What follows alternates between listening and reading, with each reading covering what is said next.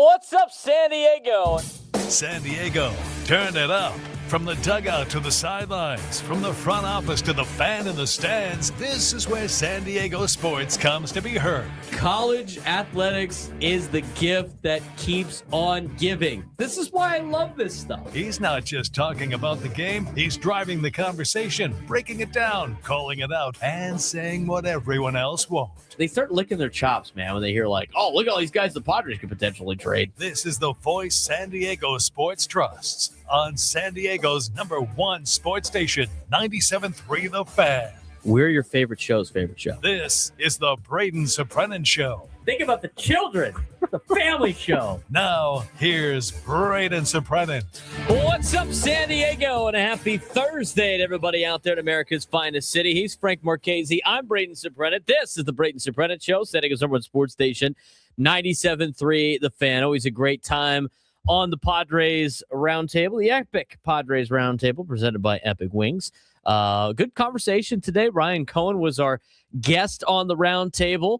If you just missed it, you can go back and you can watch it on our YouTube page at @B_SURP, youtube.com/@B_SURP. You can watch it on the fan page at 97 through the Fan SD. And is that getting re-aired today? Are we re-airing that today? I always get confused when we have like games. I don't know going on. I'm saving it anyway. So it might be on later. Who knows?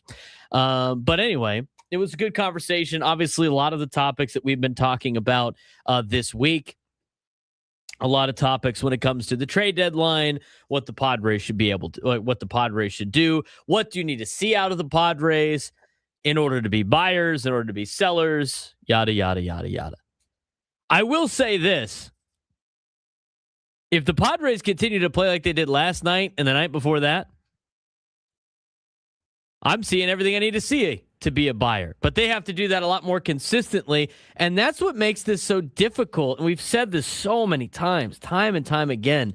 This is what makes this season so difficult as a Padres fan is you can see last night, and you could see the night before, and you can even see Sunday night and go, this is the team we know they're capable of being. Yet then you go see the clunkers of Monday and the clunker of Friday of last week and the blowing a 6-run lead last Thursday and losing 23-3, last Wednesday. Well, 2 weeks ago now. We already had a Wednesday yesterday. But anyway, this is what makes it so frustrating to watch and why a lot of people just want to give up, blow everything up, and move on to greener pastures, if you will. Ben asked the question about what you needed to see at the trade deadline. I don't want to bore people with trade deadline stuff. We've been talking about it a lot. I don't really need to see anything because this decision has already been made when they signed the big contracts. This is why I said a long time ago you can't punt on a Manny Machado prime year, regardless if he's playing well or not. This is considered his prime zone. So when you sign these contracts, you have to try to compete if you are close. And right now, as much as a lot of people see it with their eyes, I see it with my eyes. They've made that decision. And you got to go based on the math of the game, which tells you that the Padres are 4.5 games out of a wild card spot. That's in it. You're around. So the decision has already been made for them. I answered that question with what I need to see for them to not be buyers at the deadline, because to me, that is not part of the plan. That is not part of this plan that they signed up for. This was so catastrophically bad that we have to make a change here and try to get revamped for next year, not 2 to 3 years down the road. That's the other thing, too. People want to go, this team's not going to win for the next 2 or 3 years. That may or may not be, but you have already made the commitment to yourself and to your organization and to the people that watch this team that when you sign long-term deals like they did, they are committed to trying to win each and every year during those players' prime years. Otherwise, what are you doing? You can't just like sit there and wait for a couple of years to kind of rebuild everything and just go, well, we're just going to eat the last 5 or 6 years of this deal instead of trying to win every single chance you can, every year you can, with Xander and Manny and Fernando and Jackson Merrill. These guys are all getting older. So even though Xander's not playing that well, even though Manny's not playing that well, they've played better as of late, it doesn't matter. These are the years that they're supposed to be at their better selves. So you can't just keep waiting and pushing it back a year and pushing it back a year and pushing it back a year. You're going to get to a point where you got young players that might be starting to come up, and then that's going to be right around the time that these players in particular really start going downhill. I mean, they're not even going downhill right now in terms of their overall metrics. Their stats, a little bit different story. But I think a lot of people are afraid that this is the beginning of the end for these players. I'm not convinced that it really is. So what do they have to do in the next couple of weeks to convince me? What they have to do in order to sell is they have to just lose 8 straight games again. That would be the only time that you would be sitting there going like, oh, that need to sell. And then you would sell on the margins. You would sell a Michael King. You would sell a Miguel Andujar, a Ty France. Guys that are impending free agents is who you would sell. So right now, they've won 3 of their last 4, which is great. They're 4.5 games out of a wild card. That's not as great. They got 4 teams in front of them, including the Marlins, who have the final spot. Also not as great. So it's nothing to throw a parade about yet. Not ready to say they're back yet. But they're playing a lot better these last couple of days than they had over the course of the 8-game losing streak that they had. And I will say this about this team. Now it's to try to do it on a more consistent basis. You played like last night, you're going to win a lot of games. You play like Tuesday night, you're going to win a lot of games. You play like Monday night, you're going to lose 8 straight. There's a lot of time left in the season, or a lot of people don't want to hear that. They want to stay, they've already made their decision and have posted on social media, and they're doubling down on saying the team's terrible and never going to amount to anything and all this other stuff. I mean, go for it. You could double down on your bet. And I'm not saying after watching this team play for 2 games that they're a playoff team, but they got back to 500. They have to win tonight. We said they had to go 5-2 of these 7 games here on this homestand to really feel a lot better about themselves in the second half. That's still 100% true. And even though they lost the first game 8-0, they still have 5-2 in their sights. They have to go 3-1 in the next 4. Be nice to win tonight and then take 2 out of 3 from Toronto, and you go into the All-Star break. You'll be above 500.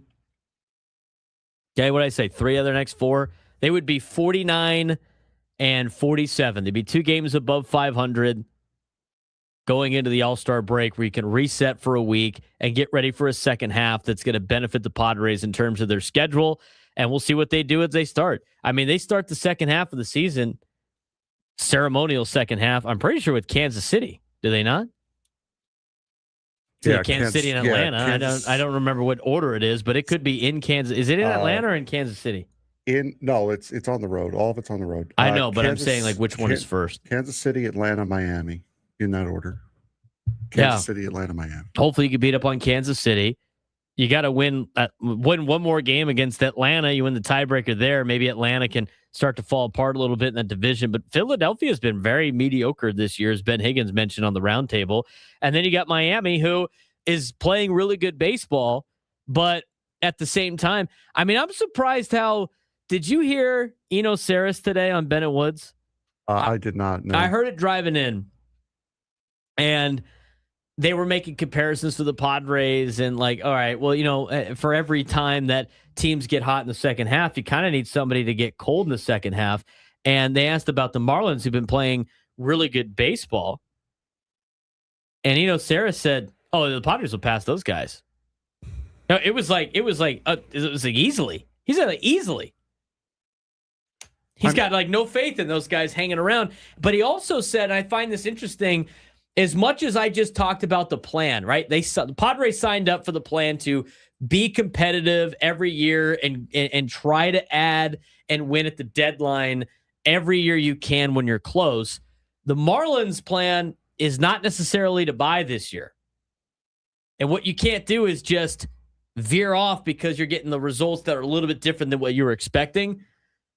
Maybe the Marlins buy at the deadline. Eno Sarris is making it sound like they need starting pitching in a bad way. They got two arms and then a bunch of guys that aren't very good. The bullpen's not very good.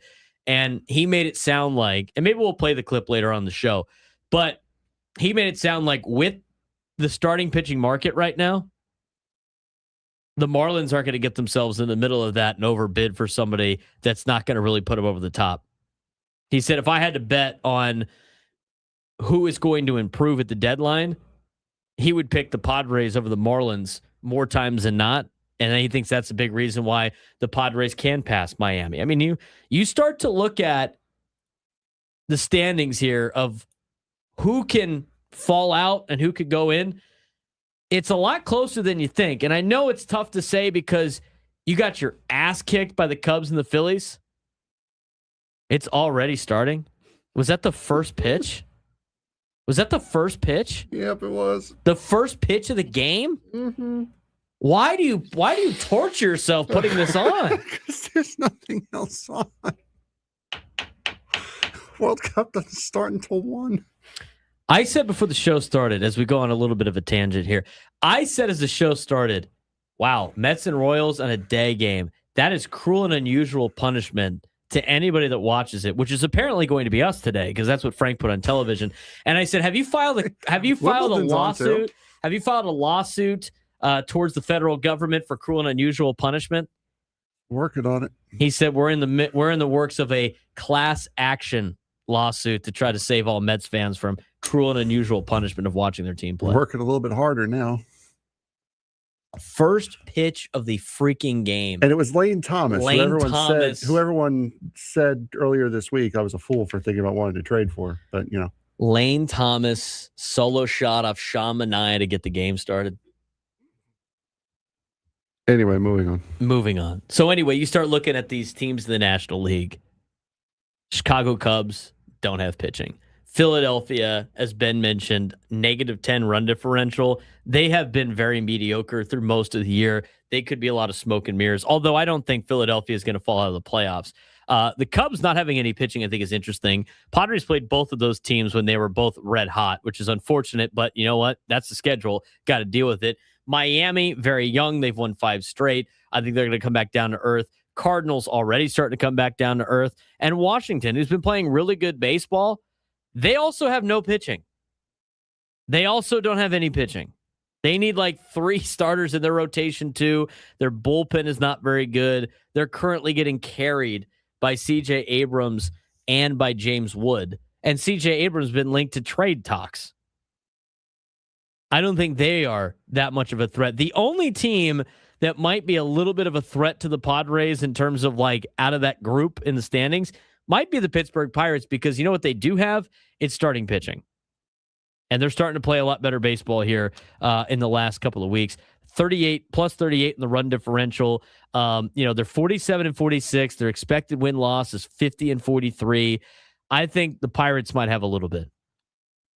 But when you look at this team, the Padres, they play like the last couple of nights. There's a lot of mediocrity in the standings in the National League where you got to find a way to have a good second half. I think they are going to have a good second half. I think they're going to regress back to the mean, because the other thing too, Frank, as much as everybody has had such a bad start to the year, one of them has, oh my God, it got worse. Every time I look up at the TV screen, it gets worse. You didn't see it. You're on your phone. Look at this. Yeah. I just keep getting interrupted by play the Curb Your Enthusiasm music. Yeah, I could see where I could see where you were going with that's just standard stuff. But seeing where you were going with that, I could see the Padres passing Pittsburgh. You do have the tiebreaker over them. Washington, you still have another chance to get the tiebreaker over them. St. Louis, you've already lost that. Miami, again, I don't think Miami is going to get better at the trade deadline. I don't think they're going to go out and they're going to try to sell out for a pitcher. No. Because that's just not... They're not there yet. That's not in their DNA either. We talked about it yesterday. That's a team that usually rides some of the veterans that they have and then rides the young players into the ground to try to win a World Series. And that's what they've done, and they've done it with success twice now. So I don't see the Marlins straying away from that DNA that they have. That said, though, I do think they are good enough to somewhat sustain what is going on. I mean, they're tied with the Phillies now for the second wild card spot, which means they're only 2 games back in the division, or 3 games back in the division. I don't think Miami's winning the division, but I don't see a major collapse in their future. And if it does come close, because last night I said it, and it's in the title for the stream today, last night gave you hope. Because when was the last time we saw the Padres just go double, double, double, keep the line moving, keep the runs coming in? When was the last time we saw that out of this team? ESPN, right when you texted that, said May 5th against the Giants was the last time that was the last time they scored 10 runs in a game. That was the last time they scored the amount of runs that they had scored at that point before the 6th inning. Yeah, I mean, so they did something last night that you know that they're capable of. It gives you a reason for hope, especially when you see how bad the second half of the season is for the Padres. So, but you have to beat Miami. Your 2 biggest series in the second half are the 2 series against Miami, and that's the one at the end of the month and the one in September when they're here.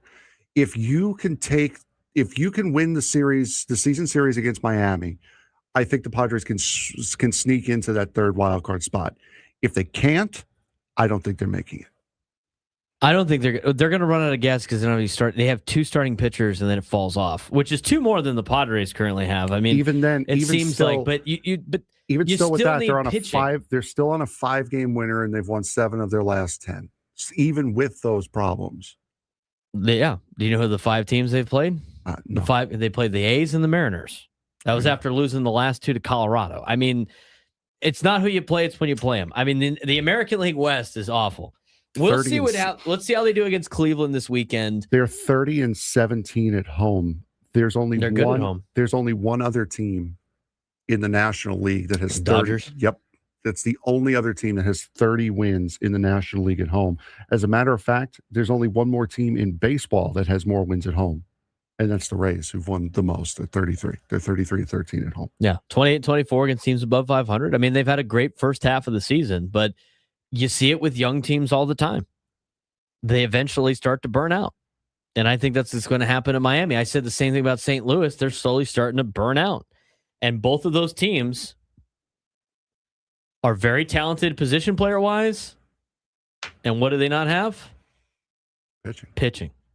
And I don't think they're going to make the move to get the pitching to put them over the hump. I really don't. I think the Marlins stay the course. I think the Cardinals stay the course. I think Washington stays the course. I mean, Washington want to add to their team during the offseason. They're only paying $95 million in payroll. Like, they're not going to like make this gigantic jump. The team that would, though, is the Pirates. I think the Pirates would. I mean, the Pirates actually showed that they wanted to compete during the offseason. Went and got Ryan O'Hearn. You know, I thought trying to sign Marcell Ozuna was kind of a waste anyway, but they were trying. They have a young core starting rotation. They could make a trade or 2 at the deadline to just show the Pirates fans, like, hey, look, we're trying to win. Also show the Players Association, hey, look, we're trying to win before labor negotiations. That's what we said during the offseason, is because if they think that a salary floor is coming, they have to abide by it. So get close to it now. We got to take a quick break. When we come back, we'll talk more about this. I do say there's one thing that absolutely has to happen for this Padres team to be able to make the playoffs. We'll explain next.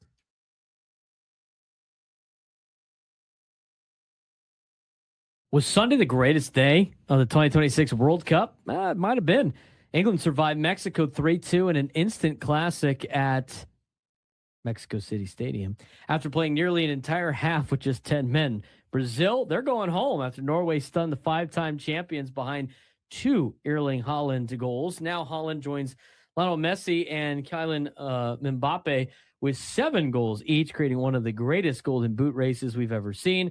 But the biggest story off the field, FIFA's controversial decision to overturn Boligan's suspension just before the United States round of 16 match. Critics say it favors the host nation, while supporters argue the U.S. players did nothing wrong. One thing is certain, soccer has been phenomenal. The drama is off the charts, and this World Cup just reached another level. Biggest day of the tournament. If there was one day that defined the 2026 FIFA World Cup so far, Sunday might have been it. We saw Brazil eliminated earlier than anyone expected, and we saw a thriller between England and Mexico. I will say this, Frank, you mentioned this on the show. Even though Brazil got shocked there by Norway, they weren't really playing up to what we've seen Brazil play over the last handful of World Cups. No, and Neymar's announced his retirement from international play.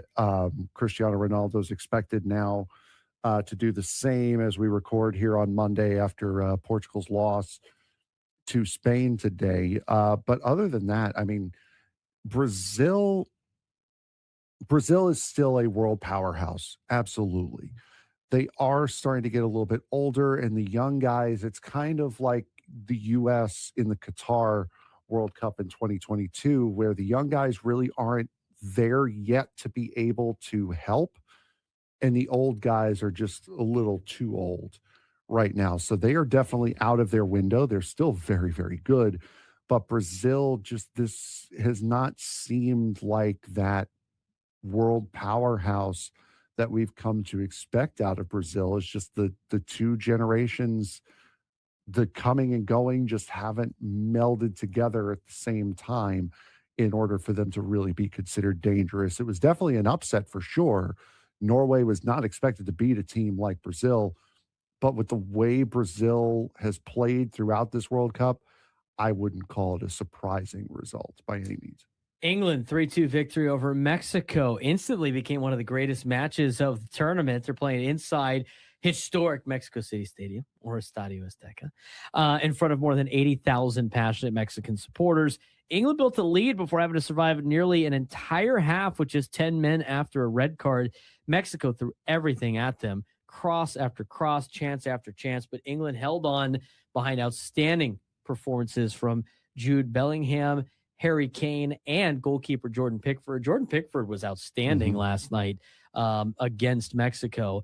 And the match had everything. 5 goals, 2 penalties, a red card, bench confrontations, incredible saves, massive momentum swings, one unforgettable atmosphere. This is why people love the World Cup. Yeah, and also the drama that you had between Argentina and Cape Verde as well. Cape Verde and Argentina go into extra time, tied 1-1. Argentina gets a goal in the first 2 minutes of extra time. Just before you go into the extra time, halftime, Cape Verde scores again to tie the game up, and then it's an own goal. Of all the things, it's an own goal that knocks Cape Verde out. Would have been very, very interesting to see what would have happened, especially the fallout, if Argentina were to have lost that match in penalties. So this last week, we saw 2 unbelievable matches in this World Cup.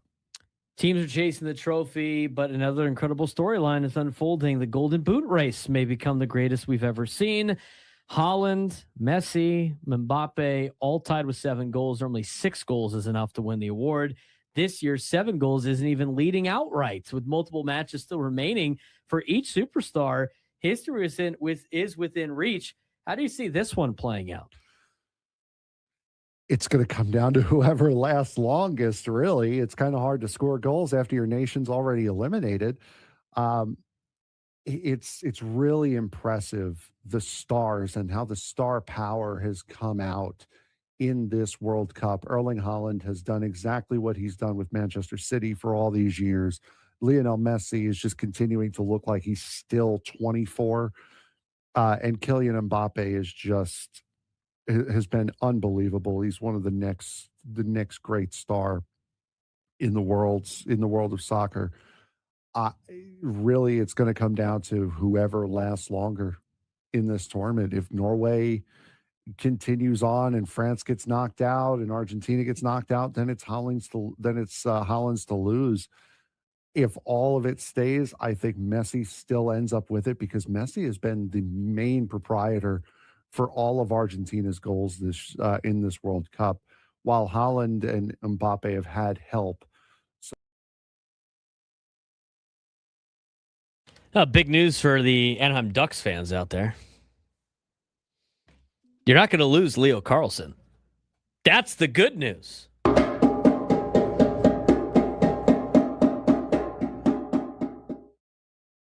The bad news is Leo Carlson's now the highest paid NHL player. Good for him. Yeah, good on him. Not great for the Ducks that were trying to get him and Cutter Gauthier re-signed, and they were trying to do it all for about $17-18 million.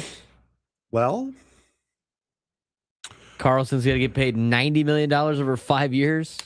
You know what? If you're a general manager, it's probably not great to talk about how you'll match anybody's offer for a player, because then every other team's going to be like, oh, really? Philadelphia Flyers come in.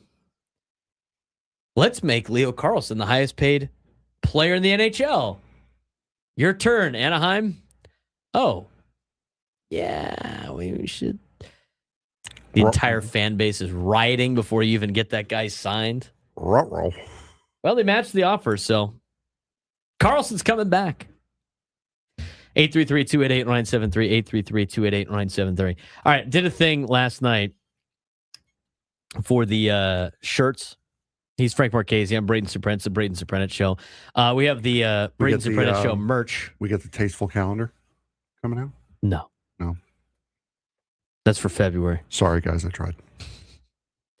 I put it in a post on the YouTube page. If you go to youtube.com/@B_SURP/posts, you can see all the channel members out there. You can see how you can get a promo code for shirts on our website for being members. We appreciate that. You could go to the Braden Surprenant Show merch or the Braden Surprenant Show on Shopify. And all you got to do is put in your YouTube name, or what is it called? A handle? Is it called a page? What's the name called? The thingamabob? Yep.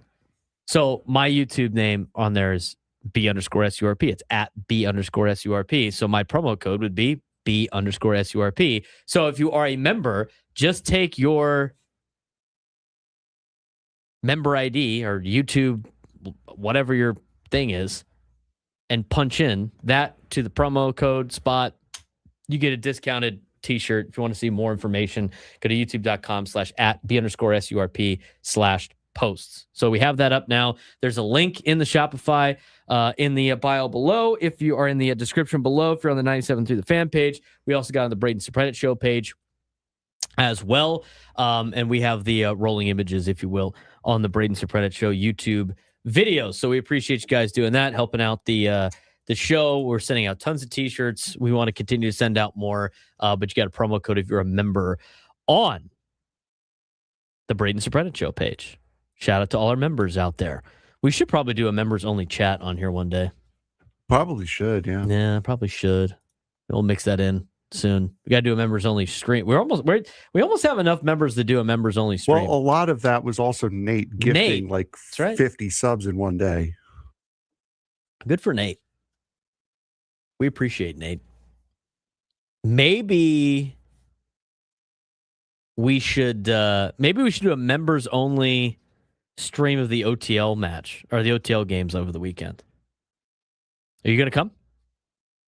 Potentially, yes. Yes. You don't have to get there as early as we do. Well, no, I know. I might have something come up this weekend, but if I don't, then yes, I will. Yeah, he's already big league in OTL. 1 year in, man, the guy's already like, you know what? Yeah. I don't need to go down there again. Yep, that's totally it. Which one of the on-back guys scared you? None of them. None of them. They're all very, very nice people. Yeah, I was too freaked out about the on-back guys. They're all very nice people, especially when you don't ask any questions. No dumb bleep questions. Remember the 5 Bs. No babies, no bottles, no Bowsers, no bicycles, no bad attitudes. You should be okay. I think Frank can abide by all those. I did. Especially since I don't own like 2 of those things. At least 2. At least 2. What, the bikes and the bad attitudes? Sure. Going to break, I mentioned one thing that needs to happen for this team to make the playoffs, because I just think it's too much to overcome, and I know it's not a plan. I know hope is not a plan, but the one thing that this team, it needs to happen, they need to get one of Pivetta or Musgrove back, Frank, if they want to make the playoffs. 100%. They don't have enough to go. We went through the whole exercise yesterday of what it would take to potentially reasonably acquire Freddie Peralta, because we were just doing the exercise. Okay? We were doing the exercise of scouts are there, yada yada, right? Like, maybe it's Freddie Peralta because they need starting pitching. That was in the report. So you start to go through of what you would have to do to try to keep your top 3 prospects. When I mean top 3, I mean Ethan Salas and then the 2 starting pitching prospects that you're expecting to, help you in the not so distant future. It's kind of a hard task. I mean, it's going to be very creative. Preller's going to have to be very creative again at this deadline if he wants to improve this team. And we went through all the hoops and all that stuff. And that was just to acquire one guy. And on top of that, that's assuming that would be the best deal offered to said team. And on top of that, that would only be one guy. And you need like 3 starting pitchers. So as much as hope is not a plan, the Padres kind of have to hope that one of Nick Pivetta or Joe Musgrove come back, I think, and then pitch well. And that's very difficult. That's kind of aside from like other teams having colossal failures and catastrophic declines in the second half, that's a pretty daunting task. Again, this is going to rely a lot on hope. Hope appears to be the word of the day today. Keep the faith. What I am hoping for is obviously Michael King to be the true ace that he has become. He's 9 quality starts through 6 innings last night. He's been fantastic. Even when he's had his rough days, he's dogged his way through starts. Joe Musgrove to come back and be at least serviceable enough to be a number 4. I don't, for whatever reason, just in my gut, I don't feel that Nick Pivetta is going to come back. And if he does, he's not going to have an impact. That's my gut feeling. I've seen no reports, nothing, heard nothing about his status. Hope that Vasquez, Buehler, or both can turn their recent skids around. And if that's the case, there is wildcard starter 1, 2, potentially 3. Go out and get a 4th. That's what I would do. I would expect, if I were in the NLCS with this team, my rotation would be King, somebody you acquire at the deadline, Vasquez, Buehler, and then Musgrove. That's kind of how I would set it up. Or at least that's if everything goes right and everything turns around the way you hope it does. I really think they only need one, and Musgrove to at least be serviceable to get you to the end of the season. The reality is that's unlikely to happen. Well, no, the reality is in the postseason, you need a bullpen more than you need starting pitching. And with the bullpen the Padres have, there's a lot of, and we watch this team every single night, so we see the bad sides. But for most of the teams around Major League Baseball, most of the fans around Major League Baseball don't watch every single Padres game. They understand that the Padres bullpen is elite. There are a bullpen that you do not want to face in the postseason, because with days off in the postseason, you can have bullpen games. And guess what? I take the Padres in a lot of those games with the guys that they have in that bullpen. But we talked about what some of the other guy, like what needs to happen with Musgrove and Pivetta. You need to figure out number 2. And who's the most reliable moving forward out of the pitching group? We'll talk about that when we come back.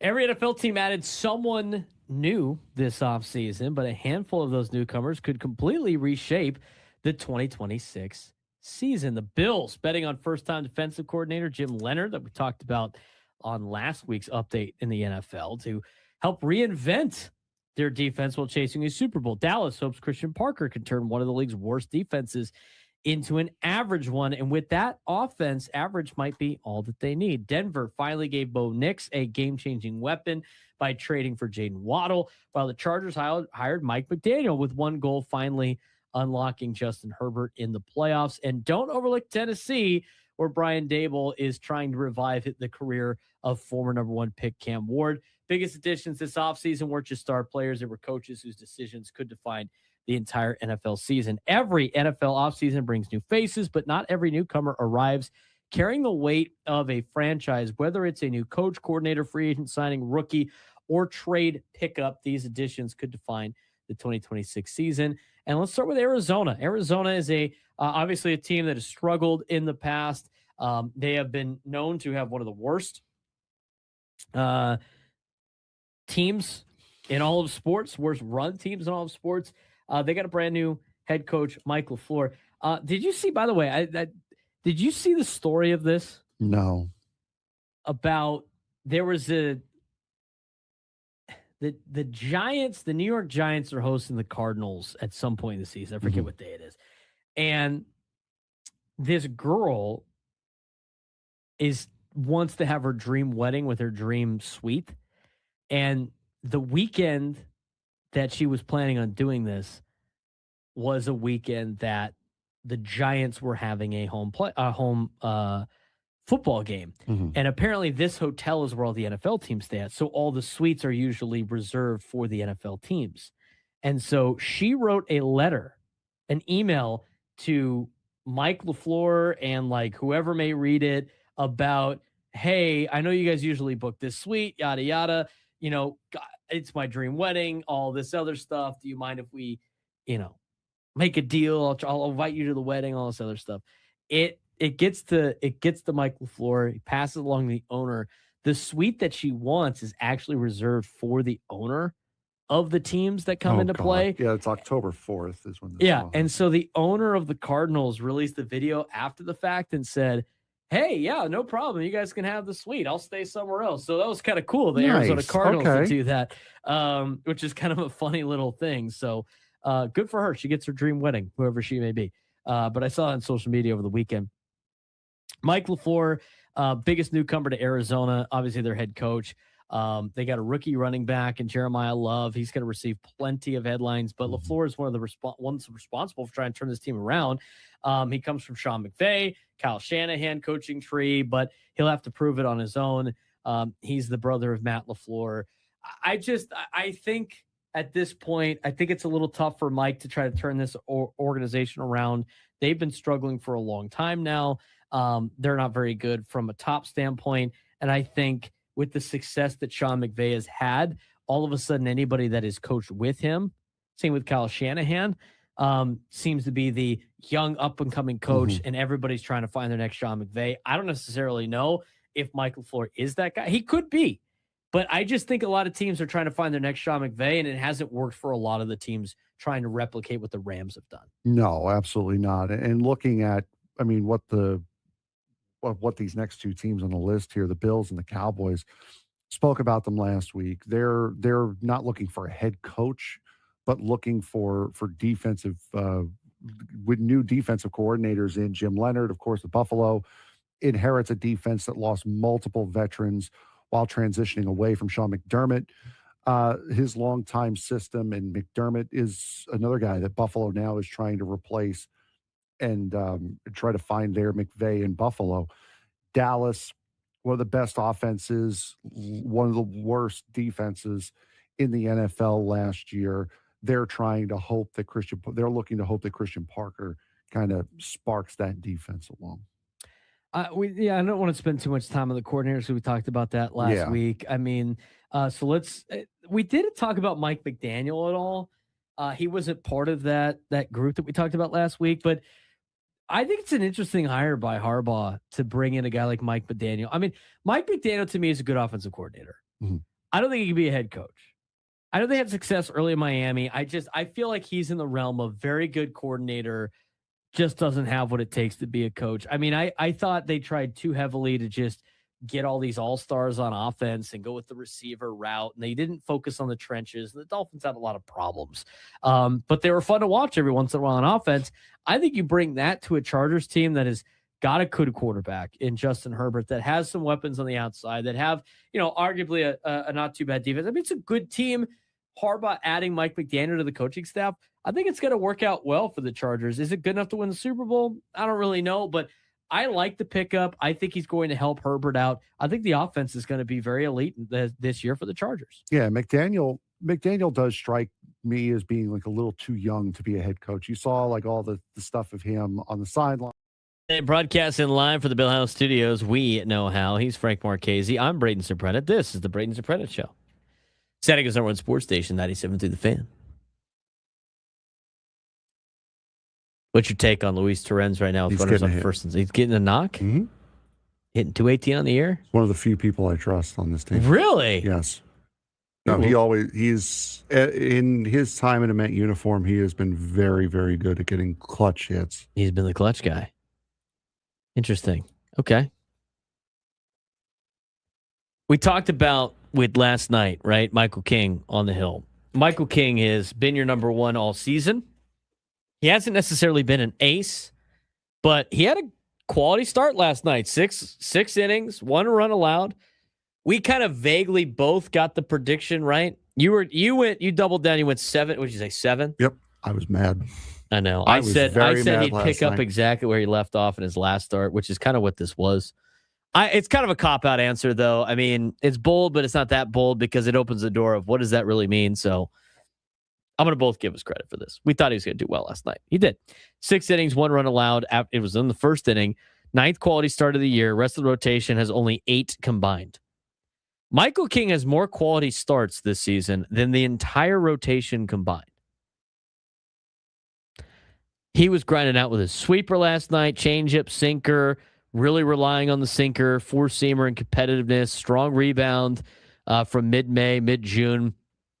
Did you, with some of the game last night on the ESPN broadcast, they broke down his arm angle and the changes, the mechanical changes. I mean, we know this guy is a perfectionist, but that latest adjustment that he did from mid-May, as mentioned before, to current, he's been very good.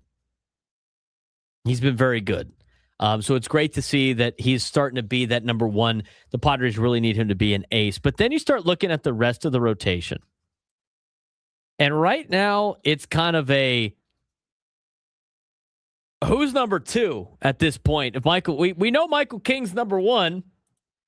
And we know you got a bunch of different guys that are pitching right now for the Padres, and they're kind of up and down and up and down. And one couple of weeks, it's this guy. Then it's not. Then he becomes the worst pitcher on the team. Then you have this guy's getting you like 4 innings. How do you put this rotation together before you can even start thinking about the improvements? I mean, you do need somebody other than Michael King to really step up to be part of your top 4 here to make it easier to pick up a piece at the deadline. Michael King's obviously the number 1. If you want to go based on just WAR, Walker Buehler's the second highest WAR, then Randy Vasquez, and then it's German Marquez. But when you're talking about Buehler, Vasquez, Canning, Marquez, if you want to include, guys on the injured list with Vasquez, Giolito, Matt Waldron, J.P. Sears, maybe it's Johnny Brito, but at this point, I don't think they're going to have him start after throwing him in the pen. You've only seen him once. But out of Buehler, Vasquez, Canning, Marquez, Giolito, Waldron, Sears, who are you most confident in being the number 2 of this rotation behind Michael King? I'm not talking about being in the rotation. Like, that should be the conversation for the number 5 guy in the rotation, not the number 2, We're looking for the second best starter in this rotation to help kind of find some other areas where you can add to this rotation. You got to have at least 2 guys on your own team right now before you start thinking about adding a Joe Musgrove / Nick Pivetta or another arm. Who is that number 2? Who are you most confident in that guy in the rotation? I'm going to sound crazy for saying this, but I think Walker Buehler. That was my second one on the list. Vasquez would have been the obvious option, but his trail off has been dramatic, and it's been sustained now for a while. Buehler had to figure it out. When he did, he was very, very good, and he's had just a couple of really bad starts here lately. So the fact that it hasn't been as drawn out is why I would put him over Vasquez right now. I think it comes down to the 2 veteran arms, and it's Buehler and it's Marquez. And honestly, right now, I think you got to go with the hot hand of Marquez. And that's only because his last 2 outings were as okay as they were. I mean, his last outing against Arizona was great. His middle relief against the Dodgers, 3 innings, 2 earned runs, 3 walks. It's okay. But you know what? Both of those outings are way better than what Walker Buehler's done his last 2 outings. Especially the last one. But, Walker's giving up 8 runs in his last 2 starts? I mean, I look at those 2 as being who I would put my bet on, if you will. And I have to go with the hot hand right now because coming off of the injured list, Germán Marquez, we talked about this yesterday. His velo is way up than what it was when he went on the injured list. It looks like he's feeling a lot better. Maybe he just needed a little extra time off to get dialed back in. I think you have to go with veteran type dudes in this particular situation because they have been there and done that before. And we're talking about 2 starting pitchers, Frank, that it almost seems like in a previous life, they were some of the best in Major League Baseball. I mean, they have that competitiveness. They know what it's like pitching in big games. They know what it's like being that kind of ace of the staff. Even though you're not asking them to do that, it's a different mindset than Randy Vasquez, who I still think might be trying to figure out if he belongs in this league or not sometimes, or a JP Sears who's trying to see if he belongs in this league, or a Matt Waldron to see if he belongs in this league. Griffin Canning does he belong in this league after only having relatively a half of a season in New York to really hang his hat on? Giolito, if he still can hang in this league, you don't necessarily have that with guys that have proven that they could be every day, every 5th day starters in their career. I like their mindset a little bit more than some of the other guys. And between the 2 right now, Marquez looks better. I do have to say about Walker Buehler, he was my number 2 choice on this. But he was your number 2 to be number 2. He was my number 2 to be number 2. He was my best choice out of this group. We did this exercise about staying in the rotation. Yes, yeah. And now that they have to be all in the rotation, and then you have to have one of them be your second best starter, I'm curious if Walker Buehler had the surgery a couple of years ago, and he was trying to get back to what he was, and now he has completely reinvented himself. So he made the adjustment back on the league, and now the league's like, all right, this is the new Walker Buehler. And I wonder if that was them going, this is the guy that he is now. This is how we attack him. It's a little bit different. And if it comes down to can Walker Buehler make that next adjustment, I don't necessarily know that's going to be, I don't necessarily know if he could do it. If he can, that's great. But that's why I lean more a little bit to Germán Marquez, who has kind of been this guy. Like, he's given you almost 5 innings every single outing. He has had 2 outings this year where he didn't give you 5 innings. It was his first start of the season, and it was in relief against the Dodgers in 2 outings ago. So every game that Germán Marquez has started, except one, he has gotten you 5 innings. He has kept you in the game. As much as you've seen heightened stuff out of Walker Buehler, out of everybody that we mentioned in this rotation, Armand Marquez has been the most consistent across the board. And if it wasn't for him getting hurt, maybe who knows what that result against the White Sox was, in which that was his worst result of the year. Yeah, and Marquez he's also been in the league the longest out of all of those guys. So Marquez is the established veteran in Major League Baseball as well.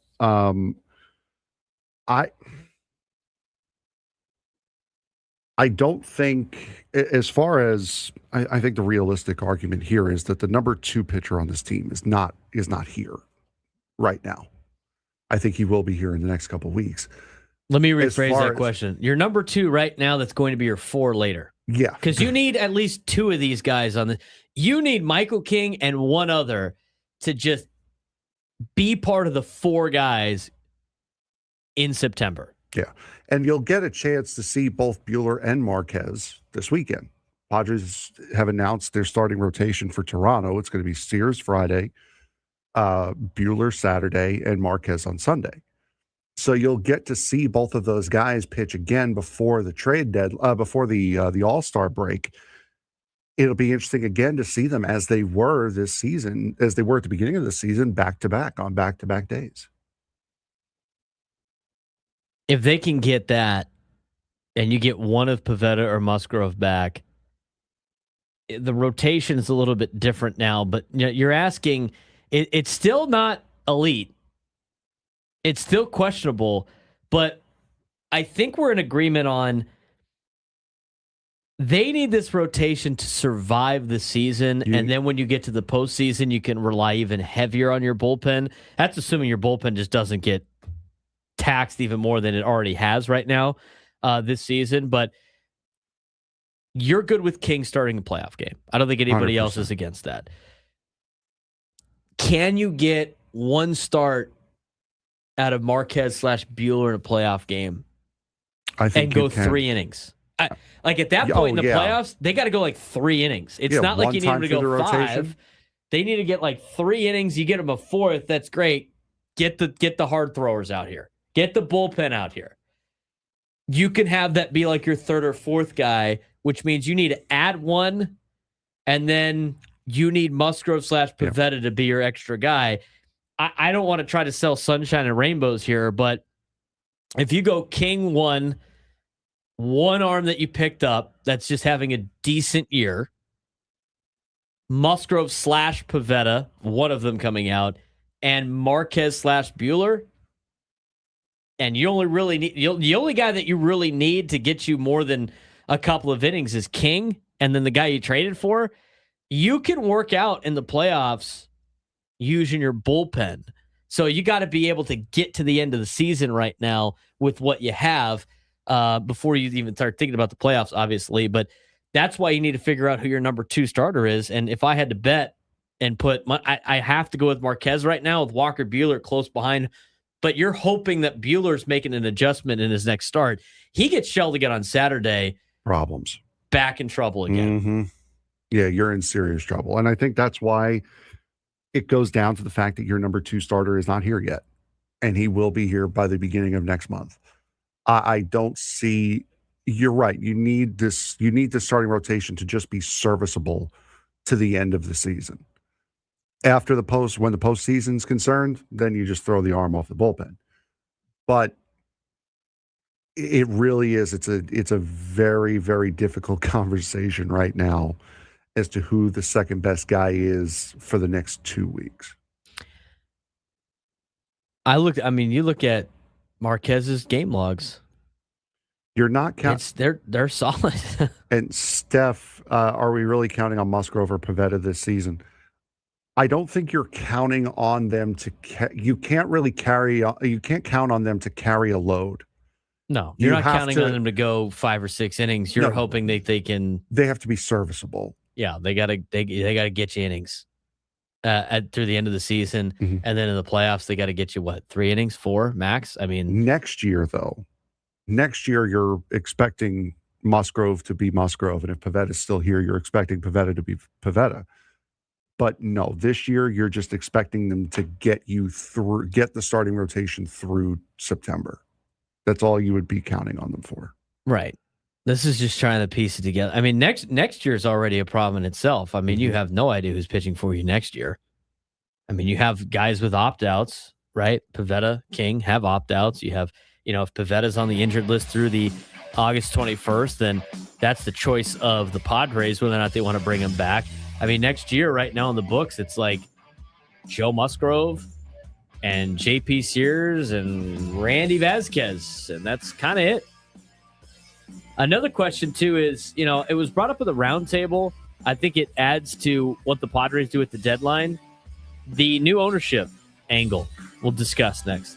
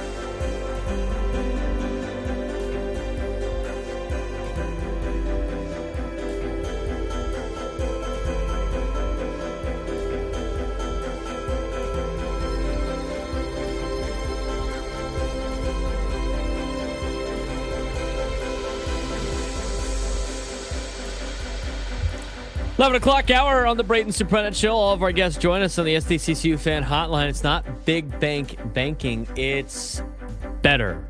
He's Frank Marchese. I'm Braden Surprenant. This is the Braden Surprenant Show, setting summer sports station 97 through the fan. This week's already off to a lot better start than last week, Frank. I'm just talking about the Padres, obviously.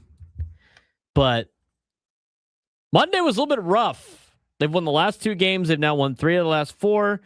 Starting to see them trend in a positive direction, but we've seen this before already.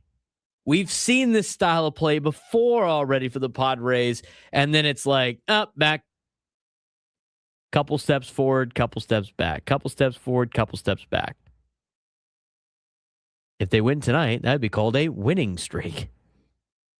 You know, the amount of times they could have used that this year. The guy Lou, be worth a drop.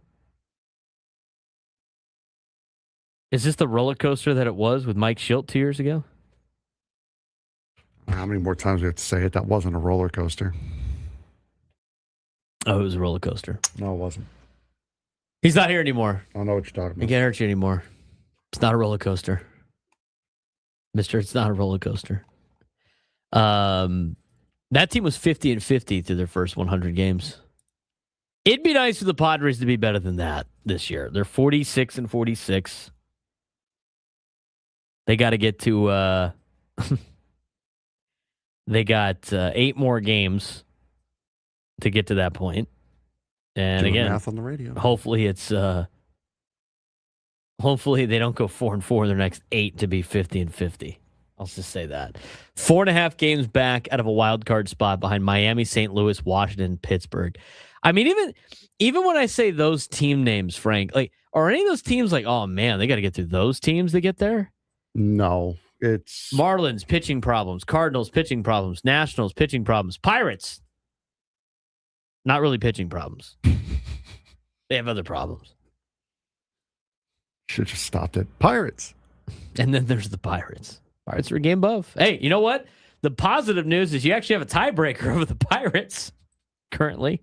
Yeah, for the moment, yes. For the moment. They really just need to pass the Cardinals in the standings. They still get to play the Washington again at home. Hopefully by that time they can get a season series win against Washington. But I think they only play them 3 times, right? So they're gonna have to sweep if they want to take that series against It's the first the Curly W's. It's the first full week of September, so Do you remember flip. No. the 21st night in September? Nope. You know, Padres are actually off that day. You have Cincinnati to flip August into September. Then you're off that Thursday. The Yankees come in for the weekend, and then it's the Nationals. What do you think the Nationals are going to look like in September? I don't think they're buying. I think they're going to go with red and white, honestly. I think they wear their blue. Well, no, it's the road, so it'd be the grays. They do wear those like blue ones on the road. They have an alternate. Oh, yeah, the DC. Yeah, you're right.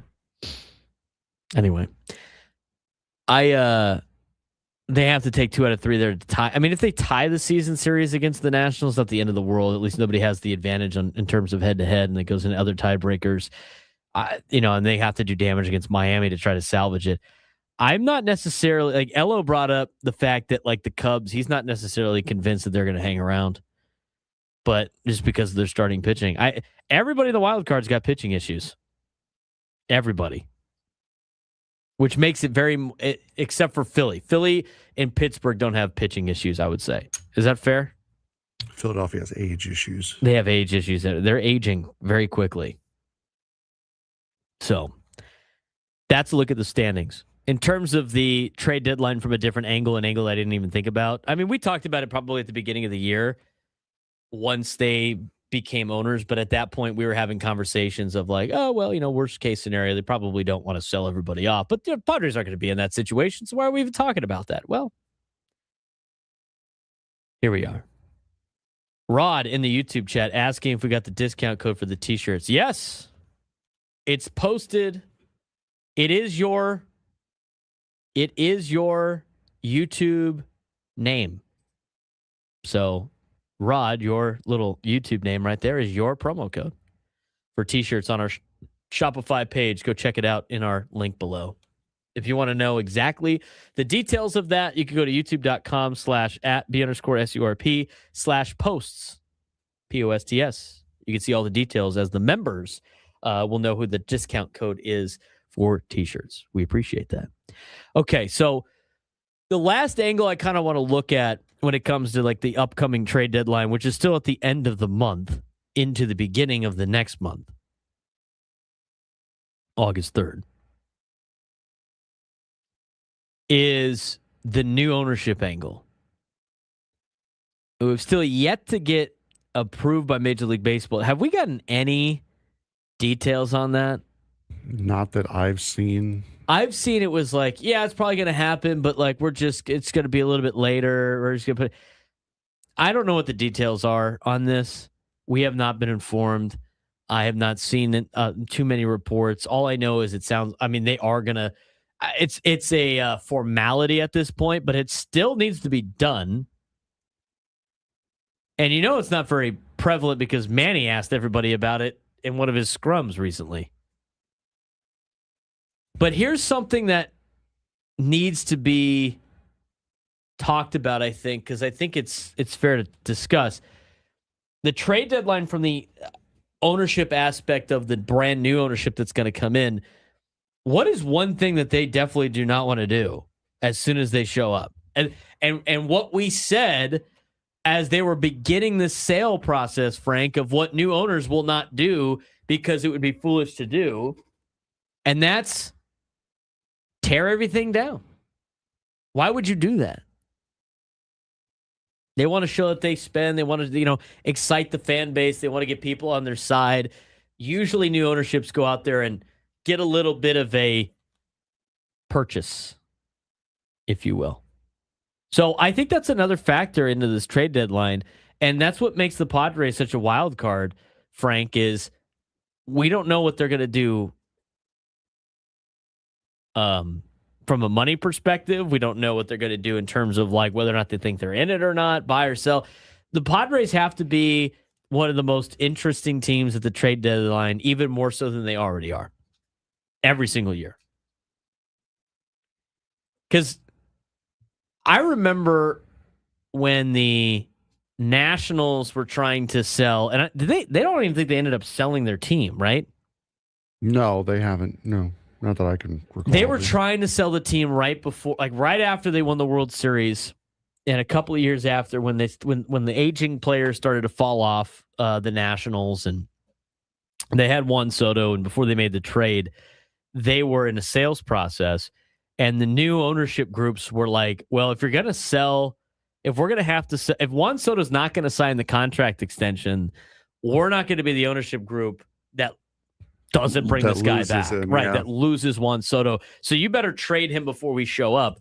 And so like outgoing organizations or outgoing ownerships do that, but incoming ownerships usually don't tear anything down, which makes me feel like this one is not going to go out there and be like, all right, time to get rid of Mason Miller, time to get rid of this guy, time to eat money to get rid of this player. I just don't think it would happen. So my guess would be that they probably buy a little bit at this deadline than anything else. And again, as I mentioned in the first hour, I don't really think I need to see anything out of this team to show that, because I heard Ella was talking about that yesterday, and I think we get into the viewing things in a year by year perspective of just what the wins and losses are tells us what to do at the deadline.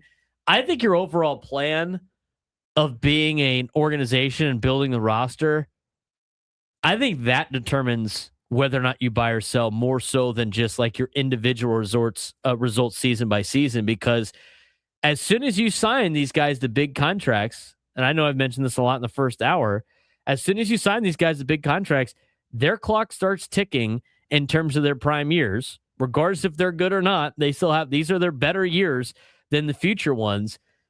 You can't punt on those years, especially if you're relatively close. That decision has already been made.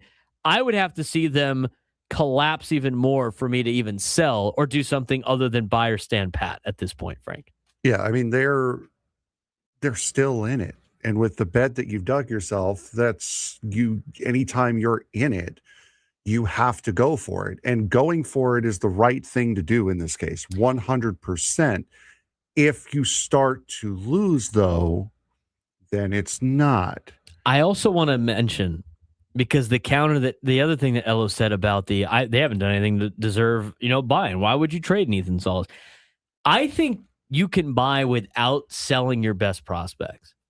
I think adding on the margins would still be considered buying. I still think it'd be considered going for it. I still think you're sticking to your plan. But I don't see this team, Frank, even if they win the next 10 games a row, there's not a player out there that's going to be worth trading Salas or Mayfield or Schoolcraft. Two guys that you need in the future because you don't have any young, controllable starting pitching, and one guy that's your best prospect, your only top 100 prospect. Big reason why you're dead last in farm rankings, because you only have this guy. You don't want to trade Salas away or those two. There's nobody that's going to improve your team that level. So I just think you can buy, but it's not going to be the big sexy splash that we see from AJ Preller almost every single trade deadline, where he's at the focal point of the MLB trade deadline. And that's my mistake. When I say go for it, I don't mean that's not an all in. No, we're that's putting not every chip to the middle. Correct. It's not an all in go for it. It's you have to buy, go for it. I should have been more specific on that. But I don't, unless you start losing. That's why we call this week and the week after the All-Star break the two most important weeks of the season, is because these 2 weeks are going to decide whether or not they do go in. They do go all in. And with how close this race is, plus the tiebreakers that you have to overcome, those are going to be two big factors, which is why you have to really have extraordinary weeks this week and the week after next, and not just, okay, we're 4-3. We went 4-3 this week. Let's go for it now. You have to be at least 5-2, 6-1 over the next 7 games. Now, we talked about like what they can and cannot potentially do at the trade deadline. A lot of national pundits and a lot of people around baseball, and even here in San Diego, have talked about the fact that they kind of need their stars. Like I heard Eduardo Perez say that a handful of times last night on the ESPN broadcast of the game. I mean, a lot of the narratives that were being said in last night's game about the Padres were, this is a talented club and they need some of their own players to really start having a lot better of a second half. And a lot of that's true. And last night it was Miguel Andujar with 3 doubles. Like, He's a big factor into whether or not this team can really do something in the second half. And the other one was Jay Cronenworth. Mm-hmm. I mean, we talked about a wild day that he had Tuesday. He continued to contribute last night. He's hitting a lot better than he was before he went on the injured list at the beginning part of the year. He has been a big factor these last couple of weeks, or this last week and a half since he got brought back from the injured list. If he turns into any type of player that he was 2020, 2021, 2022, the player that got himself the contract extension, that's a massive bat add to this lineup. Now, defensively, again, he's continued to struggle defensively, which I find to be very interesting. Yeah, he had another throwing issue yesterday. Which but can he hit his way to be a DH? I don't necessarily know if he can, but he's doing it with the bat right now, and if he could get to that level, it's going to be like adding a bat at the deadline. I know a lot of people don't like hearing that, especially from a guy that's hitting 183 on the year and who looked absolutely lost at the plate at the beginning part of the season. But these last couple of games since coming off the injured list, he looks like a totally different player at the plate than he was when we were breaking down his swing in April. And you also had Luis Camposano last night, 2 for 3 with a home run. Scored 2 runs as well. Had worked a walk in there. So you've had Luis Camposano be solid as well since coming back. And that's another bat that's revived from what we thought it was last year and what we thought it was going to be coming into spring training. So you are getting these guys back.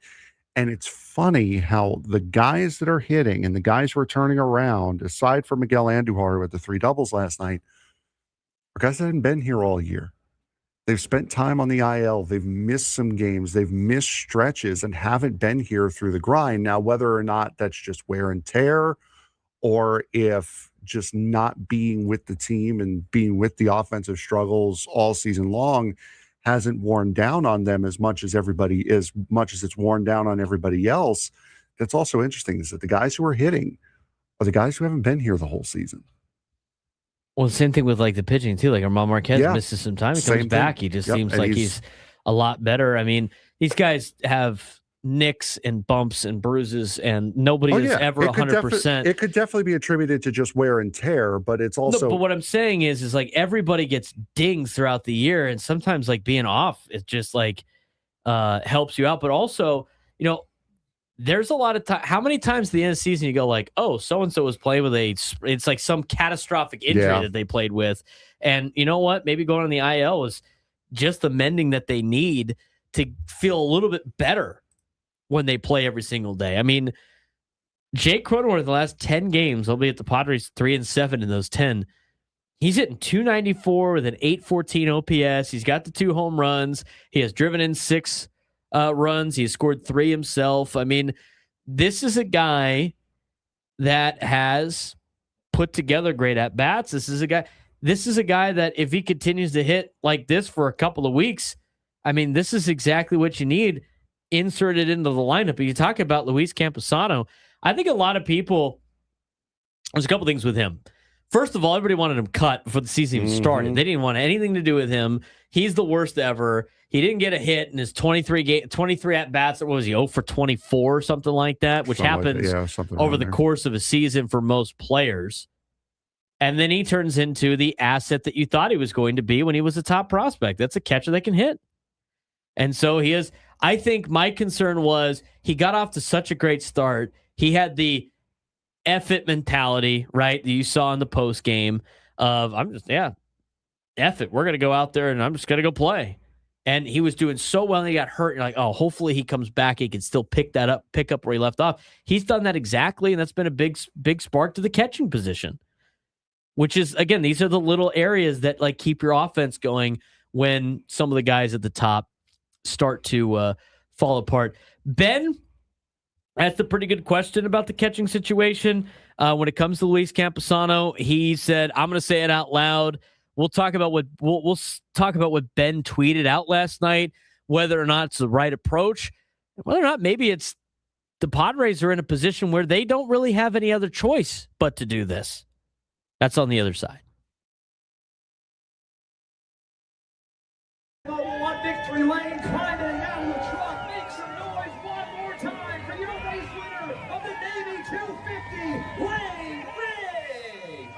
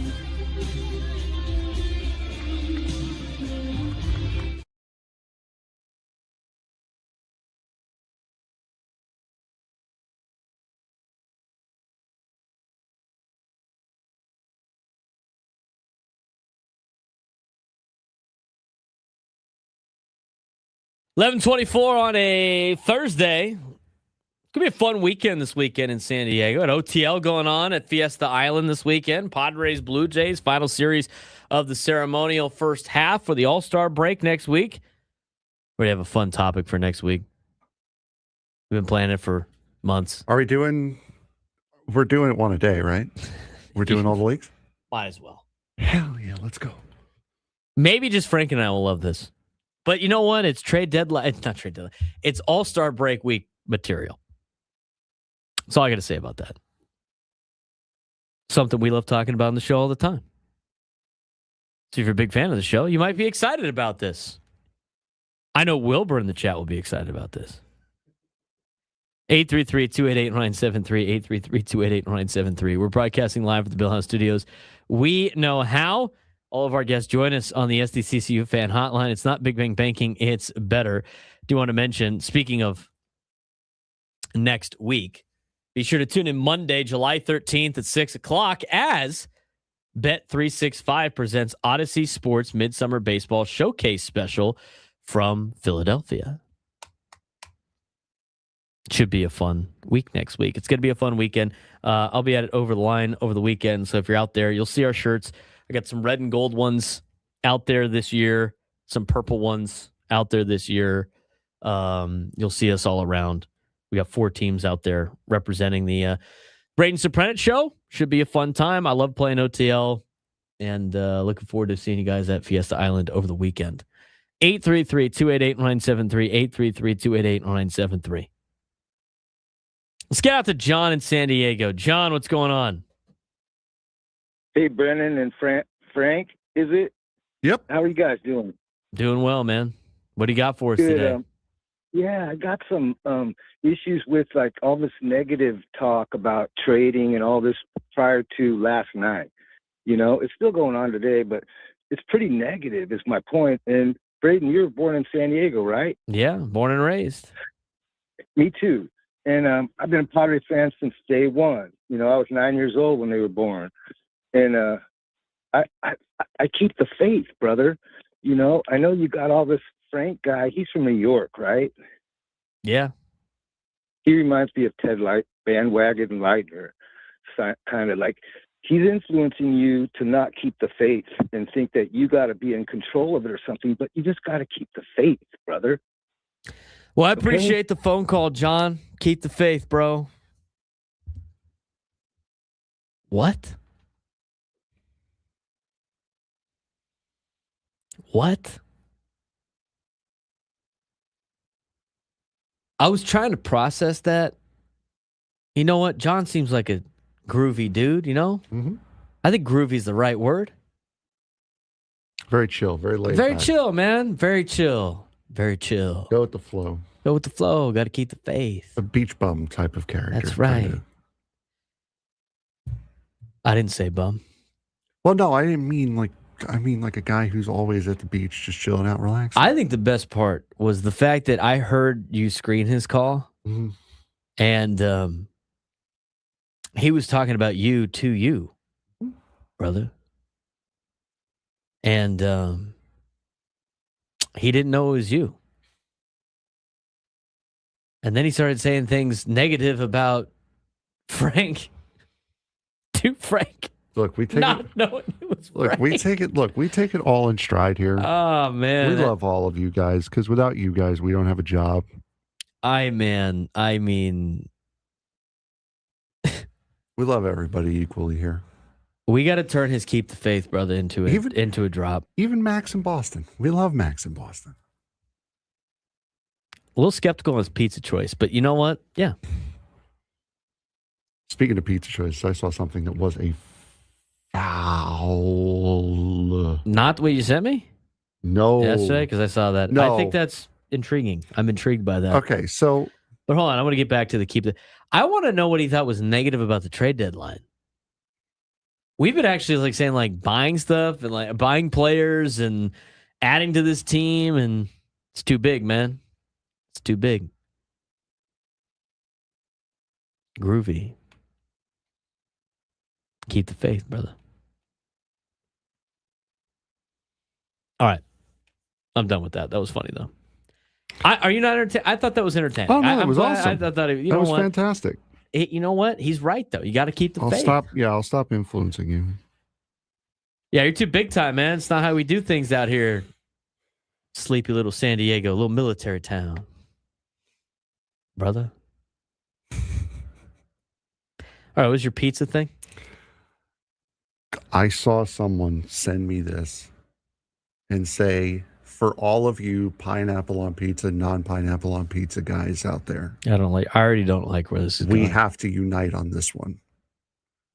Somebody, I don't know who, I don't know where, but we will find you. Somebody put sliced strawberries on a pizza. That is going way too far. Was this like viral? Yeah. That was. Have I heard of this before? I don't think so. That was the post, though. It's all of my pineapple, non-pineapple on pizza people. We can unite against. We need to unite against this one. Oh, you could have a savory balsamic strawberry pizza. Or there's a lot of people that make this. Apparently, there's all these recipes for strawberry pizza. Where did you see this? Strawberry basil and balsamic pizza? Hey, you know what? That didn't sound too bad. That ain't it. That sounds pretty good if you do it like that. No, this guy actually had instead of pepperoni, he had sliced bits of strawberry on his pizza. Yeah, that's a tech. Yeah, that's obscene. And now we'll go with what we discussed with you, what I sent you yesterday, because I saw this and I was like, this seems a little interesting. And I do not have, like I said, I can't eat peanut butter, so I don't know if. I saw this yesterday and I thought it was intriguing. My friend said it's a foul, and I said no. No, and she was against one of the aspects of this thing. Okay. Well, I'm about to post the picture now. Put the picture up on the screen. Right. Yeah. I'm intrigued. I think it's because it's two of my favorite sandwiches as a kid growing up.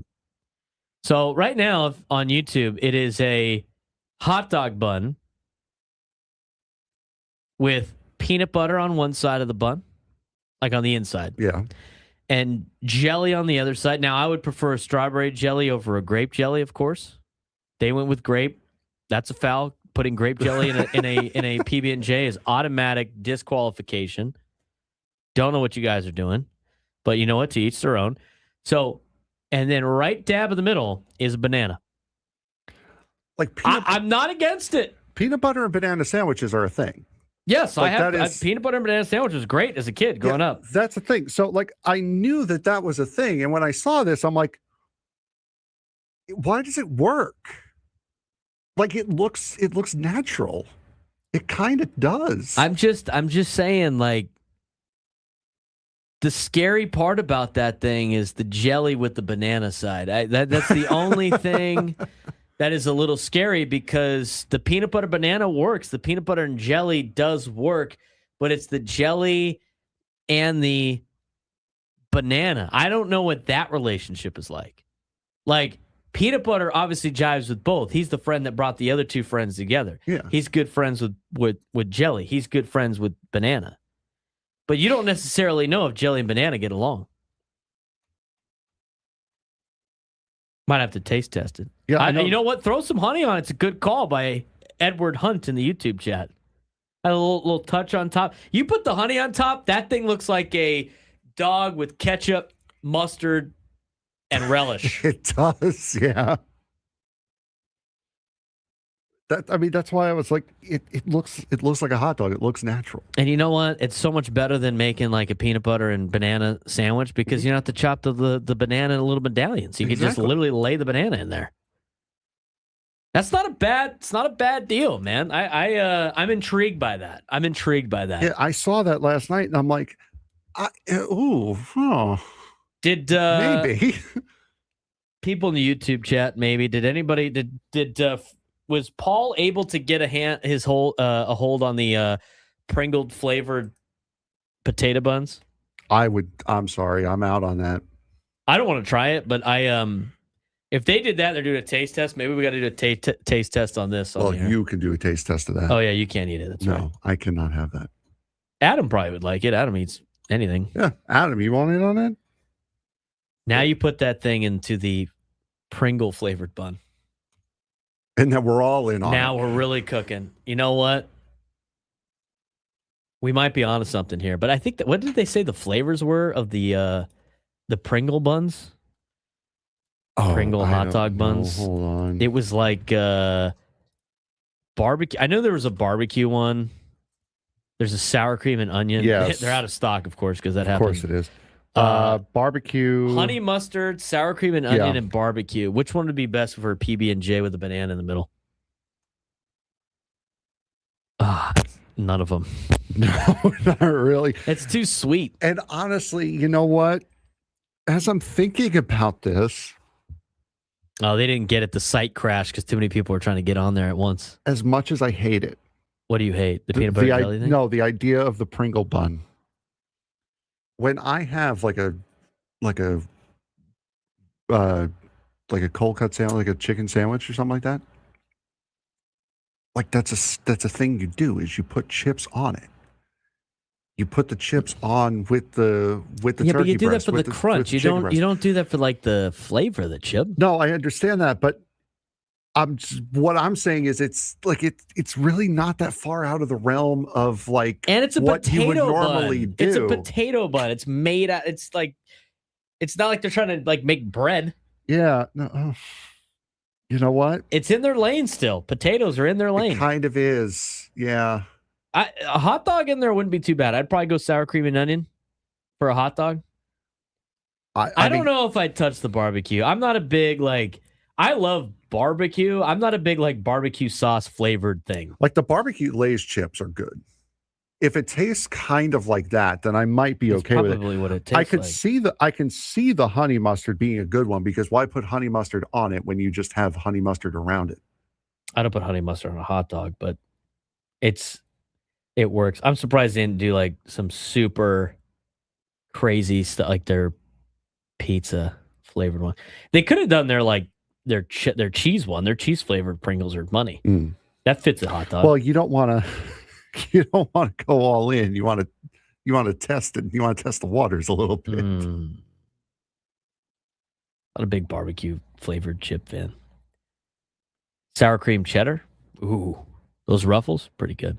833-288-973. 833-288-973. We got to take a break. We'll get to Dexter when we come back. We'll also get you the sports thread. Braden Surprenant Show, standing us over at Sports Station 97 through the Fan.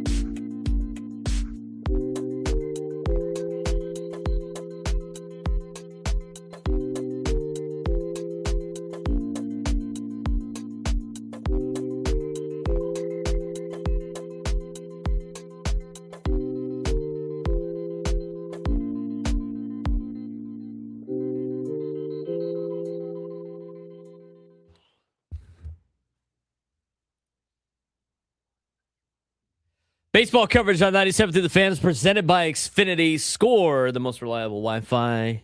One price, 5 years, guaranteed. Xfinity. Imagine that. He's Frank Marchese. I'm Braden Surprenant. It's the Braden Surprenant Show. Static is Open Sports Station 97.3. The Fan. Talking Padres baseball again today. Padres have won 2 games in a row. They win another one. We won a game yesterday. And if we win one today, that's 2 in a row. We win one tomorrow, that's called a winning streak. It has happened before. It has happened before. Man, we're hoping for that. If you would 2 games in a row or just in a row, they're not a streak, right? You need to have at least 3 for a streak? Yeah, 3 in a row. That's what we're counting? We're just going with Lou? I think, yeah, well, I mean, he's kind of set the... It's kind of set the standard. precedent, Yeah, it's true. Maybe they can go for a winning streak today. Major League 1 or 2? That one's from the first one, I thought. Nope, It's not. That one's from the second. Mm-hmm. It has happened before. Guy plays such a great manager. It's always a leg thing. You may run like Mays, but you hit like bleep. It's always a leg thing, or an arm thing, or a psychological thing, or a heart attack. Or a heart attack. Yeah. Which one of us used heart attack? Me. Yeah, that's not. Out of all the quotes you could have mentioned, that was like kind of the one that's. Okay. What was there was another one I was about to say, and then I was thrown off by the whatever. I mean, there's so many great lines in that movie. I love when Roger Doran goes like, "It's not my contract to do calisthenics."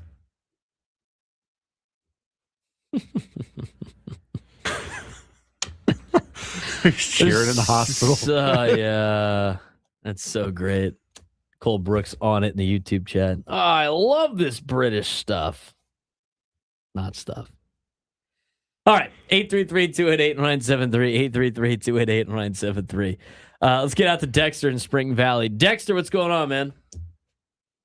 So it's really be hungry if you're talking about, sandwiches before the noon hour. That's right.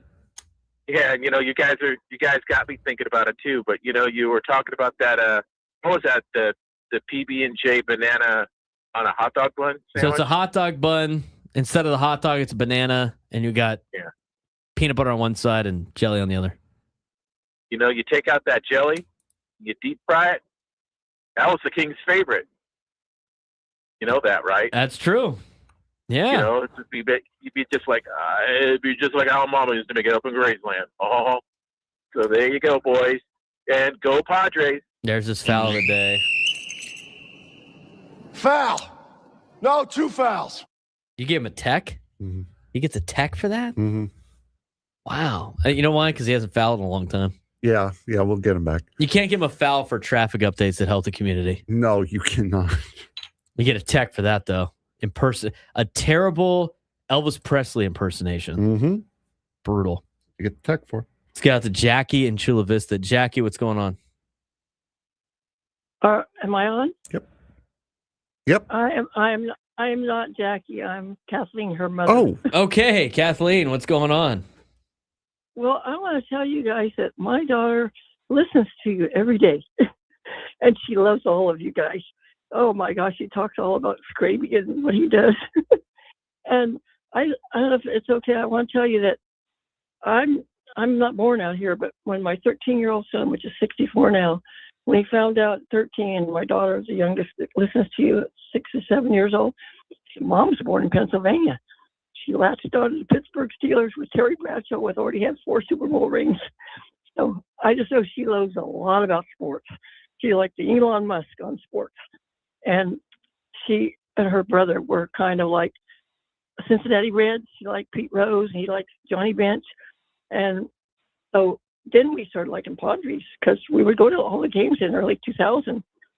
And he kind of twisted her head because I thought you're a Cincinnati Reds fan, and so I said, we're liking the Padres. But anyway, I just wanted to tell you that she really likes it. if I know anything about sports, it's because of the way she tells me everything, you know. That's awesome. So, Kathy, we appreciate the phone call. Thanks again. Always fired up. Yeah, absolutely. Love those calls. I love those calls. Let's get out to Frank. No, not you. Huh? Oh. No, not you. Frank and Rancho Bernardo, you're the Braden Surprenant Show. What's going on? Hi, Braden. How you doing? I'm doing well. What do you got for us today? You know, I just have some thoughts about the Padres. They have a starting pitching staff, which is about the worst in baseball. I don't think they're going to get any help from Joe Musgrove, maybe some out of Peretta. They have one of the worst, if not the worst, hitting teams in baseball. And they have virtually nothing in the minor leagues to speak of. A couple of people. I think they draft, 30 times each year? Where are the ball players they drafted? They haven't got anybody they've developed. To me, this is a complete statement against A.J. Preller. I don't think the guy's done the right job. He's got contracts with people. You know, he went into them. Some work, some don't. But these aren't working, and this team's getting older. They're not going to come out of nowhere to do this just because, what was it, Cleveland did it last year or whatever. I really think that they're in a mess and they need to rebuild. What good is having Mason Miller on your staff when you can only use him once out of 9 days? You got 9 other spots that you got, well, at least 7 or 8 other spots that you got to fill. They need talent, and I just don't see it. Well, I appreciate the phone call, Frank. Brings up a lot of good points. I disagree with some of them. You know, the Padres are trying to do something I don't think they've ever done this year. Have they ever made the playoffs 3 years in a row in their history? Not that I can recall. I don't think they have ever done that. I mean, let's think about this. Their first 60 years of existence, they had made the playoffs 5 times total. And since A.J. Preller has come around with this team, they've made the playoffs 3 of the last 4 years. They made it in 2020. They made it in 2022. They made it in 2024. They made it in 2025. They've made it 4 times since 2020, for the last 6 years. So as much as everybody gives A.J. Preller flack, I mean, they were talking about this on the morning show. I think it's interesting, but can you grade player of, the director of baseball or president of baseball operations? They called them POBOs. Can you grade all those guys just on World Series or bust? If that's the case, you have 29 failing general managers / president of baseball operations every single year, Frank. I mean, to me, a sign of success is making the playoffs as many times as possible, because we talked about all the time how this how major league organizations can get hot when they get in the playoffs, how much of a crapshoot the playoffs are in Major League Baseball. Yeah, I mean, it's how often are you there?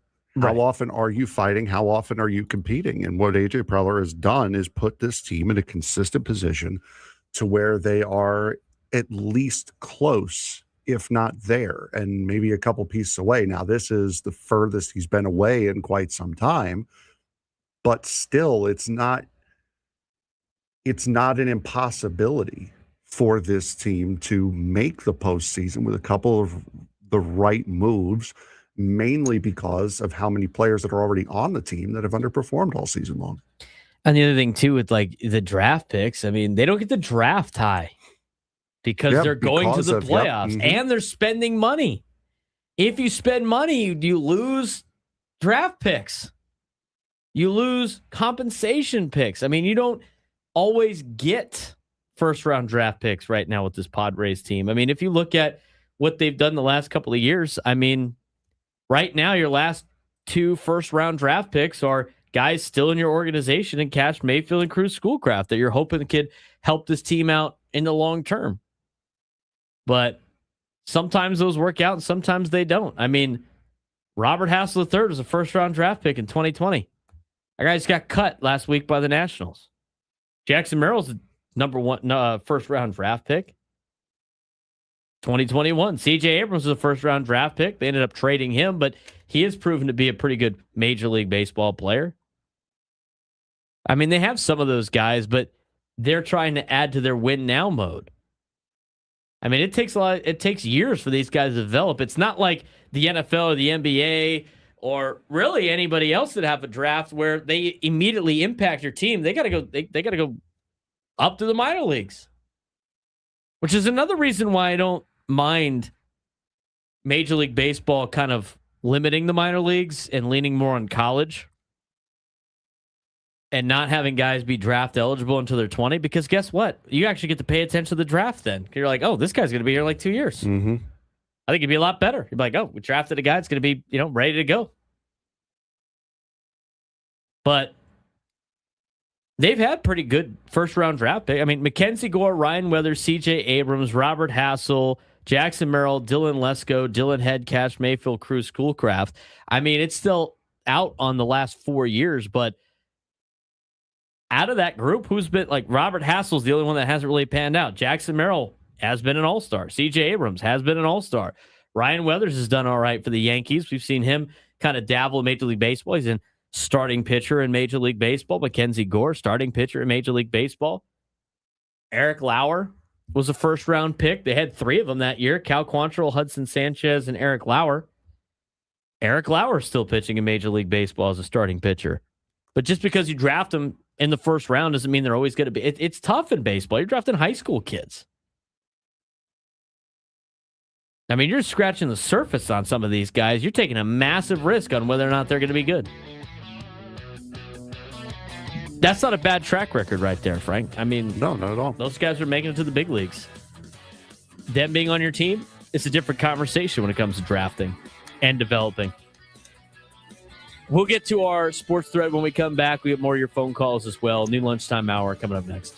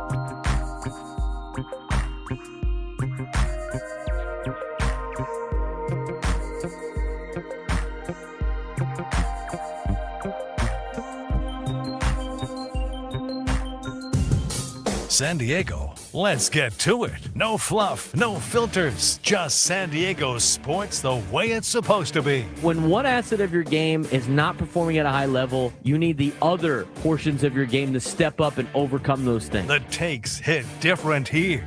You know, everybody's all worried about the Padres not hitting home runs. The Padres don't need to hit home runs to win games. The home runs are going to come. It's finding different ways to win. This is the Braden Surprenant Show.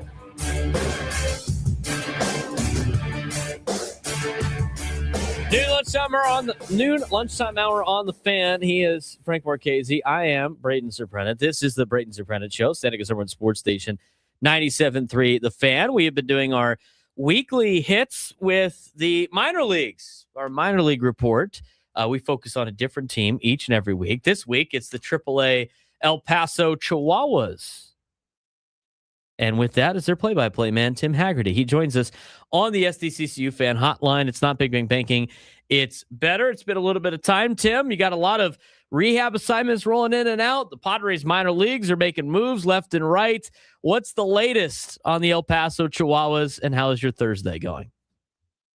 It's going well. I'm here in Oklahoma City. Very nice place. Pretty sweaty this time of year. But, yeah, you're right about a lot going on with the Chihuahuas. I just counted prior to our interview, there have been 22 different players to play for both the Chihuahuas and the Padres this year, if you include the rehab guys.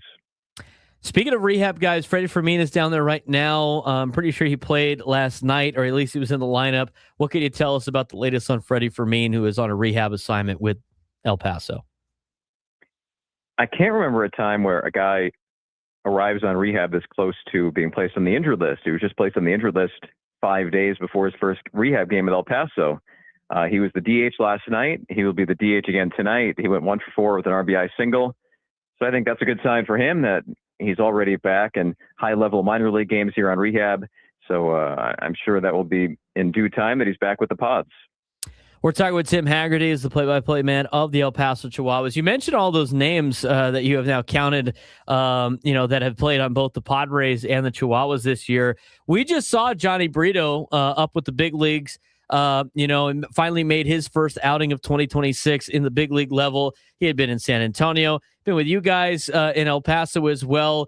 He did miss the start, and I don't remember off the top of my head what the reason for that was, if it was lining up to be able to pitch in the big leagues or not. But Johnny Brito in the ranks of AAA looked a lot better. I know he had one minor setback, but what did you see out of Johnny Brito when he was down there with El Paso? And was he pitching to get built up to be a starter because he went a lot of innings, or the Padres just trying to use, get him up to speed as quickly as possible? On the first part, he was scratched to get ready for a San Diego start. He was scheduled to pitch for El Paso on the 4th of July at home. And Pete Zamora, the Chihuahuas manager, let the media know here that he was being scratched, and it was a healthy scratch. And normally that translation is the major league team might need him. He's being scratched, but he's fine. And that's exactly what happened. But he was a starting pitcher with El Paso and was outstanding. He allowed just 2 earned runs in 18 2/3 innings, was throwing a lot of strikes, twice as many strikeouts as walks. Opponents batting just 182 against him. So, yeah, I think, he kind of became a forgotten person in some ways because he didn't pitch anywhere in 2025 coming back from injury. But he was great for the Chihuahuas, and I'd expect him to have a role in San Diego, maybe both as a starter and a reliever, depending on how things unfold there. The other thing, too, I wanted to talk about with, some of these guys going back and forth. I think when it came down to a lot of decisions with the Major League Club and giving, some young guys an opportunity like a Samad Taylor, like a Jace Bowen, Will Wagner is now back down in AAA with you guys, Nick Solak, who was up here for a little bit and then back down. Bryce Johnson, they decided to DFA. He made it through waivers. He's back in the Padres organization. For everybody that might have forgotten about Bryce Johnson, still hanging around in the organization. How has Bryce been since coming back to El Paso? Obviously trying to work his way back to the major league roster. He's been a lot better lately. At first, he started in a 2 for 14 slump with the Chihuahuas, which is understandable, not just coming down to the minor leagues, but he hadn't played in about a week. And for a hitter at the AAA or the major league level, that's a big difference. So I think once he got back into a routine, he's played better. He's got a 353 on base percentage now. He's stealing some bases. He's hitting extra base hits. The Chihuahuas have been playing left, right, and center. As you know, that was really what allowed him to be in the majors the last handful of years. Was not only being able to switch hit, but play various outfield spots. So we have seen guys get designated for assignment, clear waivers, come to El Paso, and then get re-added to the major league roster if there's a need. So I don't think he's, imminent to join the Padres, but it's not impossible if there was a need.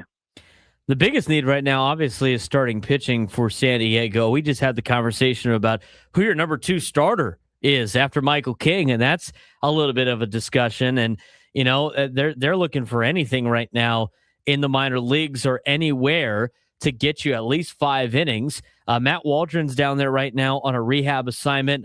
We've heard rumors about Jackson Wolf being another option potentially in the starting rotation. But when you look at the starters in El Paso, if the Padres needed to make a call back down to El Paso, aside from Matt Waldron being the obvious choice of being activated, who else is down there, and how has the starting pitching been for the Chihuahuas this season?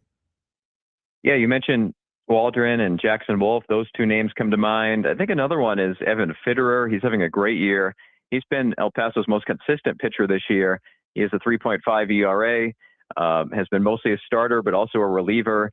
He's somebody who's from Southern California, and he was in the Marlins organization. He was available as a minor league free agent, and the Padres signed him. So he reached AAA with the Marlins, has yet to make his debut. But you talk about July and a 3.53 ERA. As you know, a lot of the spots the Chihuahuas go to are hitter-friendly parks. He is allowing maybe more base runners than you'd think with a low ERA, but if you look at his statistics with runners in scoring position, he's very good. He's doing a great job of leaving runners on base, and I think that's a big reason why he's been the Chihuahuas' most dependable pitcher this year.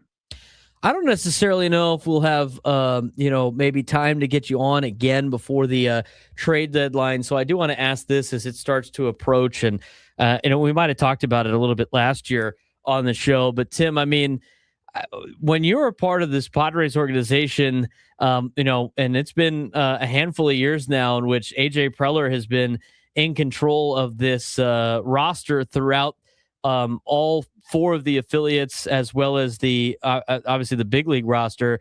Trade deadline time for the minor leagues looks a lot different than it does for the big league club when it comes to new faces. There's a lot of turnover at some of these levels. What has your experience been like as a broadcaster, learning new names, or what's it like for Tim Haggerty kind of floating around the trade deadline of paying attention of, who might be coming and going and seeing guys leave in the middle of games? What's it like for you as a broadcaster when A.J. Preller has these pretty incredible MLB trade deadlines? It is interesting to be a fly on the wall in the AAA world because, whether it's ESPN, MLB Network, there's usually some coverage of it on the televisions in the clubhouse. And for a Padres affiliate, they know how active the Padres are. It's been the Padres' inclination, as you know, to buy very aggressively. So you definitely fill out your scorebook and pencil that day. You realize there's probably going to be some changes. Last year especially was busy. Ryan Berger, Stephen Kolek went to Kansas City for Freddie Fermin. Edouard Neal Nunez was involved in the Mason Miller trade. So there was 3 Chihuahuas pitchers that day in Round Rock that packed their bags. So it is a really interesting time because also minor league players who aren't traded also might find out that they're going up to the majors. That was more so the case before A.J. Preller when the Padres maybe were more on the selling side, where all of a sudden there's an opening, guys have an opportunity to be called up. So I can remember, a decade ago, players would come up to you and they'd say, well, what do you think the Padres will do at the deadline because of what it might mean for them? So That's a good question. It really is an interesting time to be in a AAA clubhouse for sure. What's the craziest deadline experience for Tim Haggerty as a broadcaster, the Chihuahuas, in terms of guys leaving or maybe not having enough on the roster or waiting for guys maybe get called up from Double-A to fill out the roster? What's the craziest trade deadline experience that you have had? I would say one time broadcasting a game where, this was a while ago, the Padres are so communicative. They do a great job of telling the minor league affiliates where the players are. But there was one time around the trade deadline, there was this big shuffle, and this reliever came into the game, and nobody knew who he was. And I was on the road, and people that are doing the game cast and the scoreboard, they're asking you, who is this guy? And I'm working for this team, and I have to say, I don't know. I don't know the current pitcher in the game. So you sort of wing it. It becomes like, listening to Padres games at spring training, where sometimes there's a little bit of a mystery at the end of a game on who this number 96 is. It was kind of a AAA version of that. So that one comes to mind, but I'm sure I'll think of some other trade deadline stories, at lunchtime that I'll kick myself for not remembering for this interview. Yeah, it's pretty funny. I mean, we've had some of the other affiliates broadcasters about it. I mean, sometimes you just got like 5 or 6 guys leaving the ballpark in the middle of a game. All of a sudden, there's not a lot of opportunities to replace your roster in that case. And it's not like AJ Preller's sitting around going, we can't really trade this guy yet. He's they're in the middle of a game down there in Oklahoma City. Tim, as we continue the interview and kind of start wrapping things up, what's the latest just in terms of the standings, where the Chihuahuas are at, where you're at in the schedule, kind of an update on what's going on in terms of the wins and losses down there? Yeah, it's a split season format in the Pacific Coast League. So we are just in the third week of the second half of the season. El Paso did not make the playoffs in the first half. That was Las Vegas, the Athletics affiliate. But they're off to a decent start. It was a slow 1-5 beginning to the half. But since then, the Chihuahuas have played well. They've won 4 out of 5. So that's the update on the standings. And, you mentioned trades. I'll throw in this funny one, even though it's a little bit to the one question ago, but you mentioned Bryce Johnson. So last year, Brett Sullivan gets traded to the Pittsburgh Pirates while he was at Chihuahua. He calls Pirates minor leaguer Bryce Johnson, gets a lay of the land on his new organization. And at the end of the call, Brett Sullivan says to Bryce Johnson, okay, well, I'll see you tomorrow at Indianapolis. And Bryce said, no, Sully, the player you got traded for is me. You're not going to see me tomorrow. Brett Sullivan had no idea he had been traded for his friend, Bryce Johnson. It was Bryce who gave him this news. And that made me laugh because, you and me, we see the full transaction, but when a player is told he's traded, he doesn't know yet what the trade was for on the other side. Yeah, they don't need to leave the details in there. It's like, hey, you're going to Pittsburgh. That's all he really needs to know. Right. And that was, of course, because, if I'm not mistaken, it was because Bryce Johnson was part of the organization before, right? Yes, he's had 2 stints with the Padres. Exactly. He signed a minor league deal with Pittsburgh in 2025, and then the Padres got him back for Brett Sullivan, who since has gone on to the Rockies and is doing well as their backup catcher. Coming up, you got the All-Star break, obviously after this, 4 games left against Oklahoma City. As you look at the post-All-Star break, 4 days off for you, Tim, and the El Paso Chihuahuas, what are some of the series coming up that are going to be the most pivotal if the Chihuahuas want to make the second half playoffs? Yeah, it's going to be a 3-game series versus Sugarland, the Astros affiliate, a good club. After that, the Chihuahuas go to Las Vegas, which is always fun. We see a lot of Padres hats in the stands when the Chihuahuas go to Las Vegas, being fairly close to Southern California and a lot of transplants there. And what's interesting in AAA also is they go longer than the other minor league levels. So the Chihuahuas go pretty much toward the end of September. September 20th is the final game. That way there's available players for the major league teams to shuffle back and forth when needed. So it's a 150-game schedule here in AAA, pretty close to the major league length. Tim, we appreciate the time. We'll talk with you in the next couple of weeks or so. And who knows? Instead of, maybe remembering a trade deadline story, maybe we'll have a new one to tell us. It could be. Yeah, well, thank you for having me. Tim Haggerty, play-by-play voice of the El Paso Chihuahuas, joining us on the SDCCU fan hotline. It's not Big Bang Banking. It's better. I love asking it's only fun to ask those questions, Frank, because of how crazy AJ Preller is at the trade deadline. Like every other organization is probably like, I mean, yeah, it's one time this guy got traded in the middle of the game. That was kind of cool. I mean, AJ probably trades like 25 guys a deadline. I mean, the deadline last year, how many? What did they move? Like 20 different players? I think that's what it was. And the 2020 trade deadline was even like crazier. I mean, the Padres had like a brand new team after the trade deadline in 2020. He brought up Eduardo Nunez, which, by the way, happy Eduardo Nunez Day. Is it really? It is. That's awesome. It is his day today. Did you tell him that beforehand? No, I did not. Hey, good for you. What do you mean? But I mean, it is crazy how guys move. And I think it was last year when we saw the mass exodus in San Antonio when like 5 of the guys got traded in one game. It was Nick Mortadella was in that trade, and there was a bunch of other people. Mortadella? Whatever. No, that's just the name of the. Are you just listing Italian meats now? Is yeah, that exactly. How that player is? Yeah, that's who it is. How funny was that Brett Sullivan story? That was very good. That's just like you get the human side of this, right? Nah, fam. Sorry. Yeah. So Brett Sullivan gets traded to the Pirates. He gets told he's getting traded to the Pirates. So he calls up a guy that used to be part of the Padres organization that was on the Pirates at the time, in Bryce Johnson. Hey, what's going on? I'm going to Pittsburgh, whatever. They don't tell him the details. So Bryce Johnson tells him everything about the clubhouse. And as they're signing off the phone call, all right, man, I'll see you tomorrow. No, Brett, I will not see you tomorrow. Nah, fam. I'm the guy going back. I am the one you were traded for. That might have been something that Bryce picked up on during the call, too. It's like, oh, you don't know this. Okay. I know who's coming back now. That's fun. That's hilarious. You know what? If Bryce Johnson gets pulled back up, we're going to have to get him on, and I want to hear that story. That is hilarious. That is great. That is hilarious.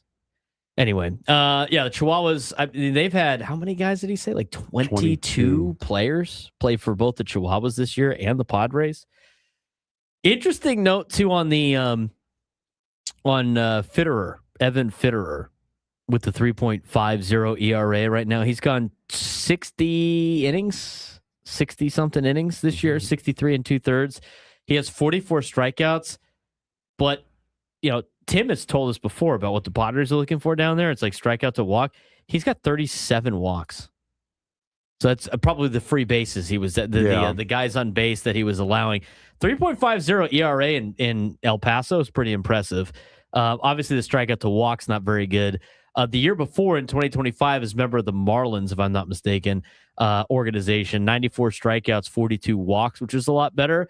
So hopefully he can get a strikeout to walk a little bit back. Maybe he's somebody that can help you out here moving forward. But Padres need some starting pitching. There's not too many available options down there. They would have to select his contract, would they not?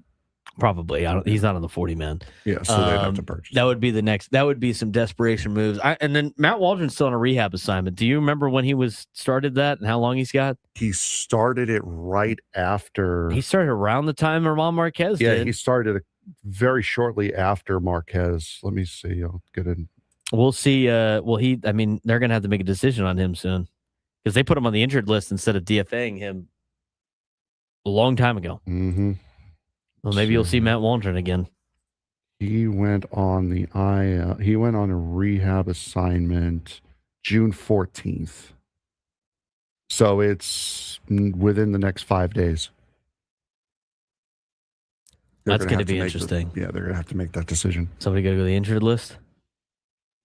Canning, probably, if anything. Oh, yeah. I could see that. We'll see that in, I guess, the next week. When we come back, I think the day of the All-Star game is when that decision has to be made. When we come back, we will talk about the World Cup. World Cupdate is back again today. No games yesterday, but we'll talk about who's playing today as we're getting down to the final couple of rounds of the World Cup when we come back.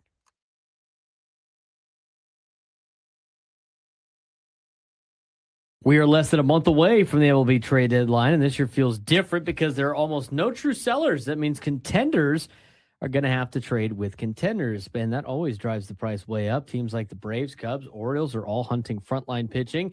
Names like Joe Ryan, Freddie Peralta, Sonny Gray, even Tarek Skubal are floating around the market, but here's a catch. There may not be enough arms to go around. The Padres are right in the middle of it again, tied to big names like Skubal and Ryan, but more realistically, looking at Peralta or Gray as their best path. And the big question heading into August 3rd is simple. Which contender blinks first and overpays to win the deadline? Because this year, the middle class of MLB might decide everything. Now, less than a month away from the August 3rd MLB trade deadline, I think a lot of Padres fans are interested in this about a month ago. I don't know how many Padres fans are as interested in this now after the week that they had. Yeah, no, it's a week that definitely set the Padres' plans back a little bit. But other than that, I mean, it's still very, very interesting here to say the least. Let's talk about the contenders and strategy shifts. In the National League East, the Braves are hunting for a Game 2 starter type, someone like Joe Ryan or Freddie Peralta, but that kind of move won't come cheap. Phillies are scrambling after injuries and looking at corner outfield and first base help with names like Joe Adell and Jaron Duran in the mix. Marlins, quietly interesting here too, willing to deal pitching for offense with Royce Lewis as a real swing piece target for the Marlins. And in Washington, bullpen help is the priority, and they'll have options everywhere. And then there's the Mets. And then there's the Mets. They're trending towards a soft sell, especially when they can't stabilize their pitching stock. That means that's a team that could quietly shape the deadline if they decide to fully pivot. And I saw a report earlier today coming from Mike Francesa, so take that for what it's worth, that the Mets are actively shopping Francisco Lindor. So that could accelerate this, turn this from a soft sell to a hard sell. I saw some rumors about the Padres and Lindor, or Padres and Mets swapping big contracts. But if you're the Padres, isn't Lindor's making more than everybody on your team anyway? I don't know how much more of a benefit it would be potentially. Yeah, also, but it could be a change of scenery. Also, a reminder that Francisco Lindor looked at Fernando Tatis Jr.'s contract and said, $1 more million. Yes, right. Literally, $1 million more. Well, you know what? His contract is a little bit more favorable than a lot of the other ones that the Padres have. But just a quick look. I have to remind myself every time I look at this for a contract swap. Francisco Lindor is making $34.1 million every year until 2032. So if you were to swap that out, you would actually be taking on an additional $9 million in payroll if you did the Xander Bogaerts Lindor trade. And Bogaerts is only 2 years older than Lindor. And so it's not really helping you out. The only one that would make sense is if you swapped Machado and Lindor if you're looking for a contract swap. But even that doesn't make too much sense for either the Mets nor the Padres. So we'll see what happens with Francisco Lindor. Moving on the list to the National League Central and wild card situation. Brewers in a position of strength. They may just need bullpen depth. Milwaukee, more fine-tuning than rebuilding. Cardinals, one of the biggest surprises in baseball, are looking for pitching help, possibly getting Sonny Gray back or going after Robbie Ray. Cubs, though, they are the aggressive team here. They've made it clear they want frontline pitching. Their entire rotation is beat up. Meanwhile, the Reds look like a team that should be selling rather than adding, which is always tough when you're trying to stay relevant in a tight division. And then there's the Pirates who aren't even on this list. So it's the NL Central is going to be very, very interesting. The Cubs have already made a trade. They acquired David Peterson after destroying the Mets. Peterson allowed 1 run in Milwaukee and then gave up 10 in his last outing. So you never know what you're going to get with these pitchers. So the Cubs clearly have not found their answer in David Peterson. So guys like Sonny Gray, Robbie Ray out of San Francisco, those are guys I could definitely see moving into the National League Central Division. National League West, Padres watch. Dodgers are an interesting spot. Obviously, they don't need to make a big move, but history tells you that they always stay involved at the top of the market. Giants are going to sell, most likely. They're floating out the names like Robbie Ray and Luis Arraez. And then there's the Padres. Padres, once again, tied to biggest names in the sport, Skubal, Joe Ryan, but realistically, probably more in the Freddie Peralta, Sonny Gray, Robbie Ray category. And that's 12:24 on a Thursday. I was looking at, well, maybe we'll get to this later. I do want to get to the Camposano DH conversation. We're going to get to our World Cup date. We do need a contestant for a midday sports standoff. If you want to take me down in sports trivia, 833-288-0973, 833-288-0973. If you can do it successfully, you'd be qualified for a chance at our grand prize, a 2-night stay at Fontainebleau, Las Vegas, and a $150 food and beverage credit. Oasis Pool Deck at Fontainebleau, Las Vegas is officially open for the season, offering a 6-acre elevated pool experience with 6 distinct pools and a beach. Enter to win a 2-night stay at Fontainebleau, Las Vegas, and a $150 food and beverage credit. To book your stay, visit FontainebleauLasVegas.com. Now, big thanks to Tim Haggerty for joining us in the last segment. We will have Bob Scanlon joining us at the end of the show today. Finish up the show. No better way to end a Thursday going into a Friday weekend than Bob Scanlon, right? He's done a great job calling the games this weekend as well with Tony Gwynn Jr. off. It's been awesome. So, there are some... the Royals are bad. Anybody disagree with that? I can't believe how bad they are. I think that's very disappointing for the young talent that they've had and they've accumulated and what they did to try to add to it. They're pretty bad. Yeah. But they got a couple of guys that might be helping you out and a couple of names on that starting pitching staff that I think you could probably acquire that they wouldn't mind probably shipping off. I think Freddie Fermin's a fit. Oh. I already have. No, you'd have to trade with El Paso for that. It's a rehab assignment. But before we dive into that conversation and the conversation about Luis Camposano DHing maybe on days he doesn't catch, let's get you what's going on in the World Cup.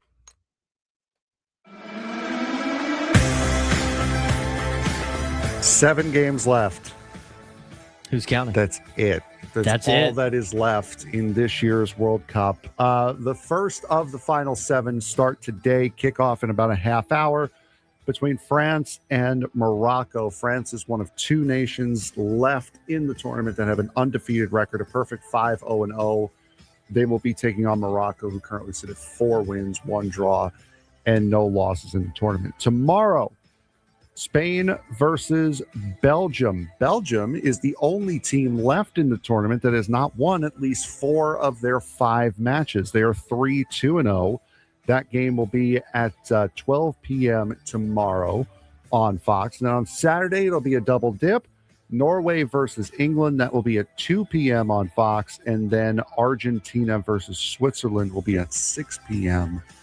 on Fox. Still a lot of fallout from that Argentina game against Egypt, as Egypt is very much unhappy with how that match was officiated towards the end. Did they have any justification for that, Frank? What is your opinion? I wasn't paying attention to it all that closely because, I don't know, we were working. I don't know. We were kind of looking up at there a lot. This was actually the first thing. This is actually the first thing. That was our live reaction to that game. Yeah, this was our first thing in the sports thread today, actually. The Egyptian Football Association has formally criticized the officiating and VAR decisions following its dramatic 3-2 World Cup loss to Argentina, arguing several calls directly influenced the outcome. Egypt saw a potential goal overturned and believed Argentina's late winner should have been reviewed for a foul, leading to emotional reaction from players and coaches after the match. Despite leading 2-0 late, Egypt watched Argentina storm back to advance, with the controversy adding another layer to one of the tournament's most dramatic finishes. And now that goal that was disallowed by Egypt, I don't know how much stake you can claim on that one, because that would have made it 3-0 or 2-0 at that point, and then they scored another one after that, so it would have been 3-0. So, yeah, the officials might have had a hand in it, but you also collapsed defensively under the weight of the best team in the world. I mean, they were up 2-0 midway through the second half. Yeah. I mean, when they added that second goal, it was like, cool, you're about to beat Argentina. Until they weren't. By the way, Mike Trout returned yesterday. Sort of the second story in the thing. He made his debut 15 years ago yesterday. Wow. It's been that long, huh? How old do you feel right now? Not that old because I don't remember. I mean, obviously, I'd have 15 years ago. But if you didn't tell me that, I wouldn't remember when Mike Trout debuted. I didn't either. You want to know why?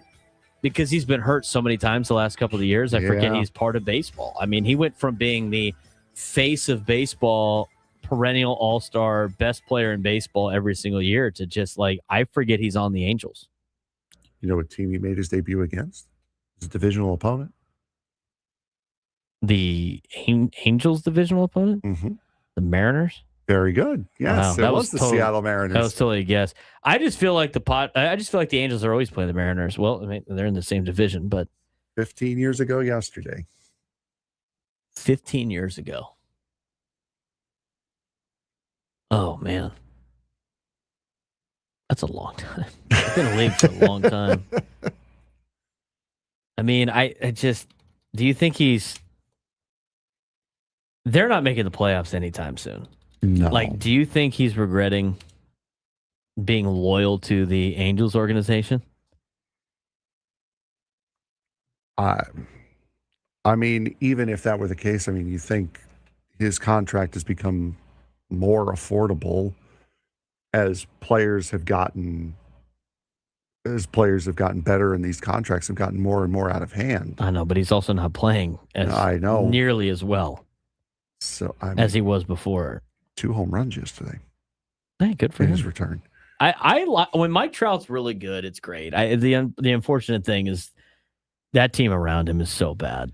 If Mike Trout can stay healthy for the rest of the season, can he still be one of the game's elite players, or have injuries permanently changed the trajectory of his career? I think it's tough because he plays hard, man. His body is just he has played hard for now 15 seasons. I just don't know how much more his body can keep up. Mm-hmm. I mean, he's been in the big leagues since 2011. And he was when he was 19. Yep.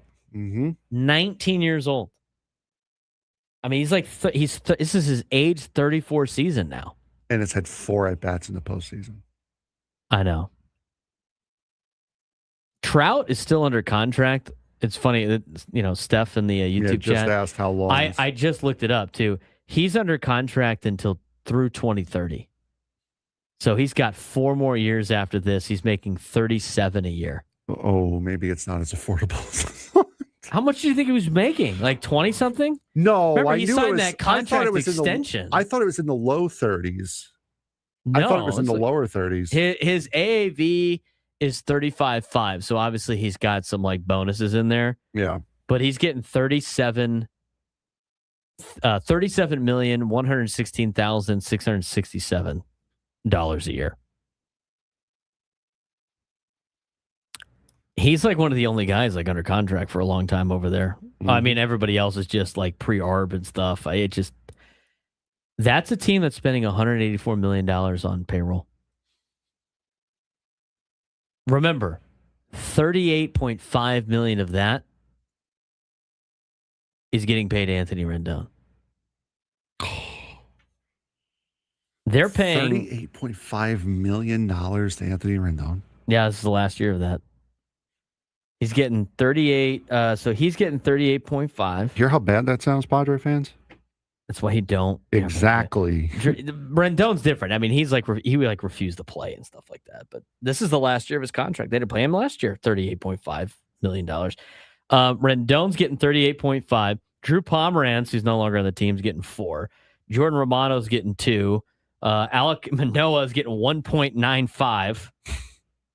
Joey Lucchesi's getting $168,000. Did they cut him?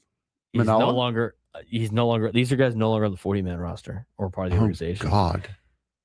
So they had Alek Manoah banners printed on the pillars at Angel Stadium to start the year.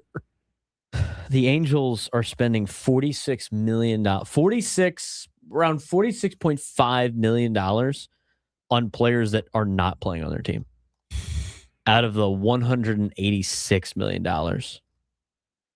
Yet This is an ownership group that, according to reports, didn't want to match the Dodgers for Ohtani, saying that's too much. An organization that gave Anthony Rendon $38 million a year. $35.8 million a year. They were paying Rendon more than they were paying Trout. An organization that was giving him $38.5 million a year to Anthony Rendon said, you know what? Ohtani's not really worth it.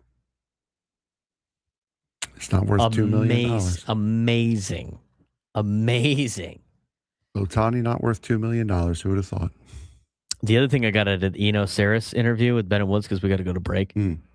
He said, what makes the trade deadline tough, too, is everybody in the American League except for the Angels are in it. That's what he said. Everybody in the American League except the Angels are in it.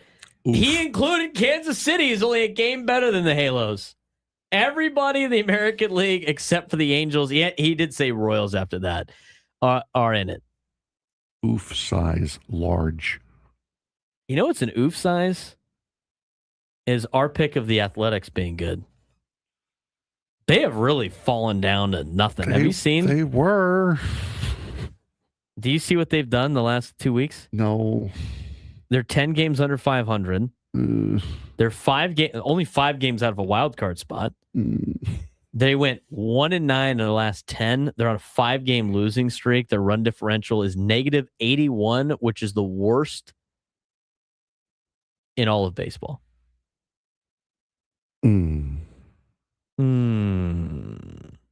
Almost say they're minor league numbers. Well, you know what? When you play in a minor league park 6 times, kind of turn into a minor league team.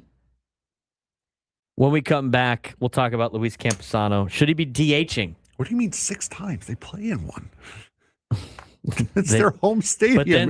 But then they actually played in another minor league park in Vegas. What an upgrade. Yep. That's what happens when you play in 2 minor league stadiums. Anyway, when we come back, we'll talk about Luis Campusano. Should the Padres start him as a DH? Nights he's not catching. We'll discuss next.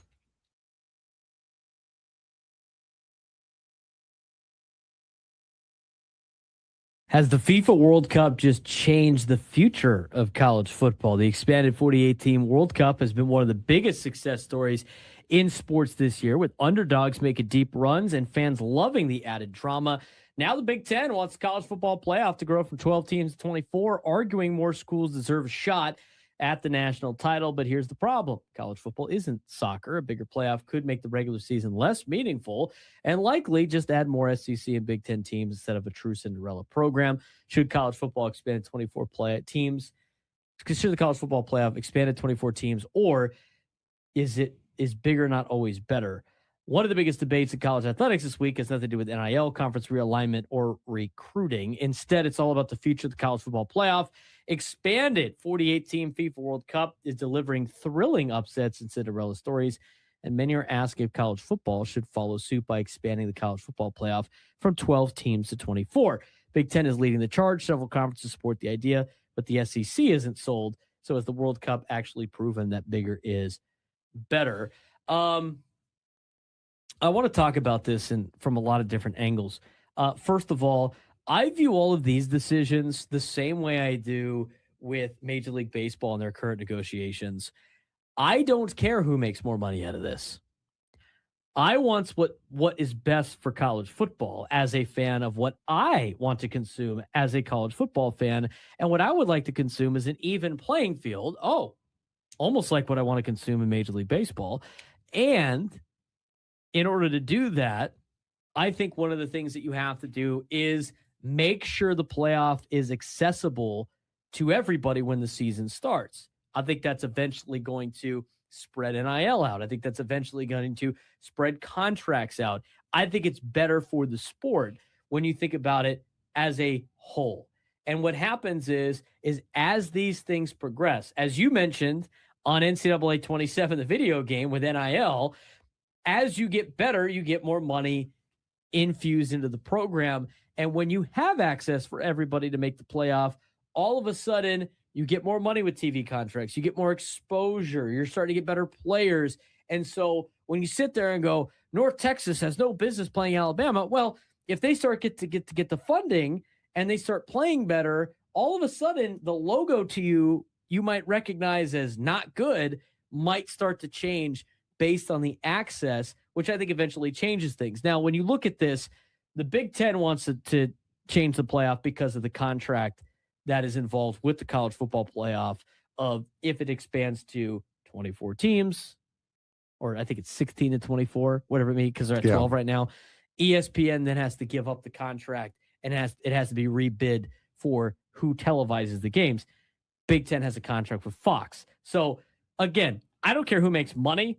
I don't know what the incentive is. That is what I'm looking for. And the SEC says no because they're not saying no because they don't think it's good for college football. They're saying no because it exposes them and they don't get to be the top dog anymore. So with all that being said, I think the 24-team playoff is the way to go for college football. I think it'd be best for college football. I don't think it really, it doesn't eliminate the importance of the regular season. And I think you can use the FIFA World Cup as a guide of like, look how fun this game is with Cape Verde hanging with Spain and tying them in pool play.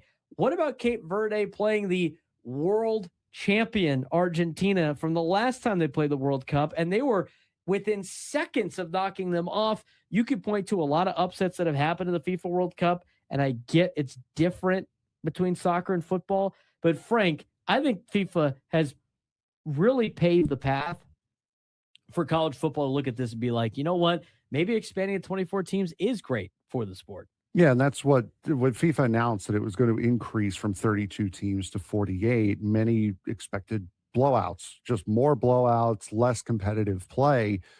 And it's been the exact opposite. As you mentioned, Cape Verde, we've had incredible matchups all throughout the FIFA World Cup. And I think you can also go back to the last year's playoff. Now, Tulane and James Madison didn't win. They didn't win their games. But man, they gave their opponents a run.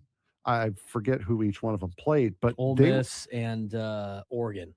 Those were close games right up until the very end. They put the other teams on watch. They put Ole Miss and Oregon on notice. They definitely both punched them in the mouth early in the contest that show that they can hang. And what happens is, you know, if they had the same funding or if they had the same access or years of like that, you know, years of making the tournament and getting those playoff checks, they could eventually build to that point where it looks more even. But you're right, Frank. I mean, it's not the huge blowouts that you think you would see. In fact, when you see those blowouts, it's usually Power 4 teams going against each other. Mm-hmm. No, exactly. So when you add to 97 through the fan, there's a couple of topics I want to get into here, Padre baseball wise. Let's start with the one we teased earlier about Luis Camposano.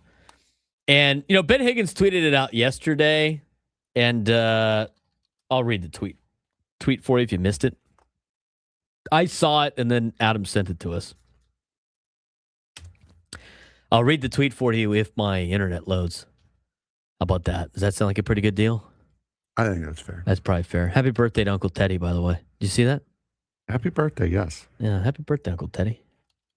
Today was a great day to have. Today could have been a great day to have Uncle Teddy on the round table. To celebrate his birthday. All right, let's go. Ben, not Huggins. It'd be Higgins. Don't need Coach Huggins over here. Ben last night at 9 o'clock says, I'll say it, Luis Camposano needs to be DHing on days he's not catching. Are we now, Frank, in a position to say that Luis Camposano is consistently this season he's back to hitting like he was at the beginning part of the year, that he survived the injury, potentially putting him into a slump, and at this point is one of the Padres' better hitters? It's been a small sample size. Remember, everybody wanted this guy gone in spring training. We said it like, hey, we read that article from Kevin Acee about Campusano and how he treated the offseason and how people believed in him, and Craig Stammen believed in him. And we talked about, you know what? He could have a pretty good year. Our guy Prolific, our guy Johnny laughed at us. And they said, there's no way. He's terrible. Has no business being on this team. He sucks. Well, he's got a 1.1 WAR. He's hitting 317 this year. 1022 OPS. He's got a 180 OPS plus, 4 home runs, 11 RBIs. I know he's only played in 23 games. It's fair. But right now, he's continuing to swing a hot bat. He hasn't missed a beat since he went on the injured list. And so the question becomes, does Luis Campusano have to be in the lineup every day? And I think right now, I don't think the Padres really have a choice. I really don't. I think they do need to put him in the lineup every single day because they need the most consistent offense they possibly can. And they need to have a lineup built on offense every single night because of the fact it's kind of created all of the problems for the Padres this year, has it not? Yeah. It has. So he has to play every single day. He, I think, has now earned the right to be the everyday starting catcher. And on days off, you could give him a day off every once in a while, like everybody else does when they're catching. But I'd like to see him DH a little bit more. And I don't think the Padres really have a choice. I think they have to do that. They have multiple options here as far as who to put where in the field, because now you've got Samad Taylor hurt for the next 10 days, at least, 9 days. Luis Rengifo, who came up in his place as an infielder. Ty France, you have him at first base, but now you can either commit with Jace Bowen, who had an RBI hit last night, or Gavin Sheets.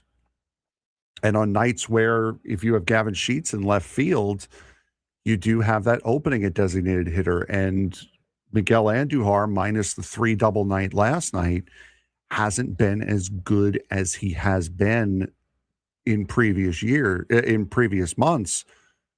So yeah, it does kind of open the door for Luis Campusano to fill that gap. The question is, though, you want to run a second catcher into the ground and not really give him a quote unquote day off, or do you want to carry 3 catchers? Well, that's the other thing, too, and I brought it up on the roundtable. I mean, the only problem, the risk you take in that is, well, if you decide to have Luis Campusano DH, and right now for me in the minor leagues and on a rehab assignment, it's even more risky. But when Fermin comes back, if he replaces Rodolfo Duran, then you have you have 2 catchers on the roster, and if you're batting Luis Campusano on days that Fermin catches, how many times has Fermin been knocked out of games? Mm-hmm. So the risk you take is if Campusano starts as the DH, then you lose the DH. Mm-hmm. Or Ty France is catching, which I think is a kind of a significant risk, only because Fermin's been getting hurt a lot. And Rodolfo Duran's been getting beat up. And Campusano's got beat up. I mean, this catching position this year for the Padres has taken a lot of licks this year. Yeah. And you can't really afford to just be like, you know what? That was kind of a fluke. It's not going to happen again. And then burn a DH. And now all of a sudden, instead of having an extra bat in the lineup, right? Another hot bat in the lineup. Now you're playing old school baseball of, we got pinch hitters coming in for pitchers late in the game. I honestly think it's worth the risk, though, because you need his bat in the lineup. So I could see where Ben Higgins is coming from. I agree with Ben, but that is the downside of things if things don't go your way. I mean, you got to think worst case scenario is you start Luis Campusano at DH, Fermin catches, or Duran, doesn't really matter. They get knocked out in the first 3 innings. And now you're playing old school baseball with no DH, and you're either pinch hitting for a pitcher every single time, which also is a factor too. If you actually got a guy on the mound starting that's giving you innings, You're going to make Walker Buehler go up there with a stick? And we made so much about protection last year with Luis Arraez not protecting Fernando leading off. Let's just say he's batting ninth. No, let's just say that DH, you're on a day where you're giving guys like Bogarts off and you're moving the lineup around. You've got Fernando leading off. You got Jake batting second. You got Manny batting third. Then you got Campusano, your designated hitter, batting fourth. I mean, that's losing that DH. I mean, you could put the lineup in a bind that day. I think you would have to, if those days, you would have to have the other catcher bat eighth as precaution. So at least you have somebody in front of Fernando. But I mean, the worst case scenario would be before you even worst case scenario of Luis Campusano DHing on days off or on a day off and Fermin catching is you're the home team. And before you even go to bat, Fermin gets hurt in the top of the first. Now you're in trouble because now your starting pitcher has to hit because you're not going to just sub him after the first inning. And it is also worth noting that first time he comes up. And it is also worth noting that Fermin's injuries have not been like, oh, he's pulled a hamstring, he's had oblique injuries. No, his injuries are all coming from him getting hit. Yeah. Hit with foul balls, hit with a practice pitch that Yuki Matsui spiked. Not a lot of instances for Fermin in which he can avoid said injuries. Exactly. So he's getting hurt not because of anything he's doing wrong. He's getting hurt because of just the flow of Major League Baseball games. Same thing that knocked Campusano out with a broken toe. He took a foul ball to the foot. Yeah. And there's nothing you can do about that. And you don't know when it's coming. You don't know. That's not a thing where, oh, my hamstring's been acting up these last couple of weeks, and now all of a sudden it goes. You can't foresee a foul ball ringing your bell 2 weeks early. So the question becomes: is that worth the risk? I mean, the odds of that the odds of the worst case scenario happening are very slim. It would be unfortunate. I don't know if you can afford to have that happen, but. With the way the offense is and you want to keep a hot bat in the lineup, I mean, it might be worth the risk. That's why it's an interesting topic of discussion. I think it would be worth the risk. I mean, the odds of like the worst case scenario happening are very slim. And if they do happen, I don't really want to see any of these starting pitchers have to swing a bat for the first time in God knows when, but you would have to play a different style of baseball. But at that point, you'd be extremely hampered. With the lineup. So as much as everybody thinks it might be cool to have Campusano DH, those are some of the repercussions if things go horribly, horribly wrong. So would you do it? Final answer? No. It's not worth the risk? It's not that it's not worth the risk. It's risk. You've also spent money and effort in Jace Bowen, bringing him up, and he hasn't played nearly as much because when he came up, he wasn't lighting the world on fire like he was in AAA, and Samad Taylor was. So Samad Taylor kind of took that spot. You purchased Jace Bowen's contract for a reason. I would put him out there and left is okay. Now, Gavin Sheets is our DH. We got Ty France basically as our first baseman now. And the other guy that you were fighting in left field is hurt. So I would use this kind of more as Jace Bowen's time of get in there, see what you could do, and just have Campy catch.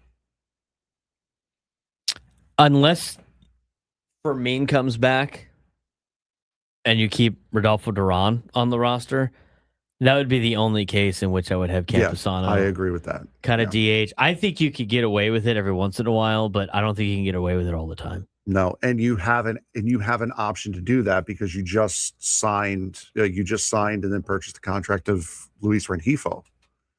So you can drop Rengifo for it, so you can carry 3 catchers on the roster. If that was an option that you wanted to do. I don't want to do that though. I don't want to either. But I'm just saying you have that option. It's not Sung Moon Song who they want to keep up here. you're obviously, if you're going to if you're going to field 3 catchers, Duran's not going down, and you have the other guys out there. So Rengifo would be a guy who is replaceable that you can do that with. That's the second question that comes up is Campusano valuable enough at the DH position that you want to carry 3 catchers? I think the answer to that is no. No. I think it's just no. And you can say it's a small sample size, but that's all we've had from Campusano these last couple of years is small sample sizes. Whether because he's going up and down between the minors, whether it's he's hurt, these last 3 or 4 years for him have been nothing but small sample sizes.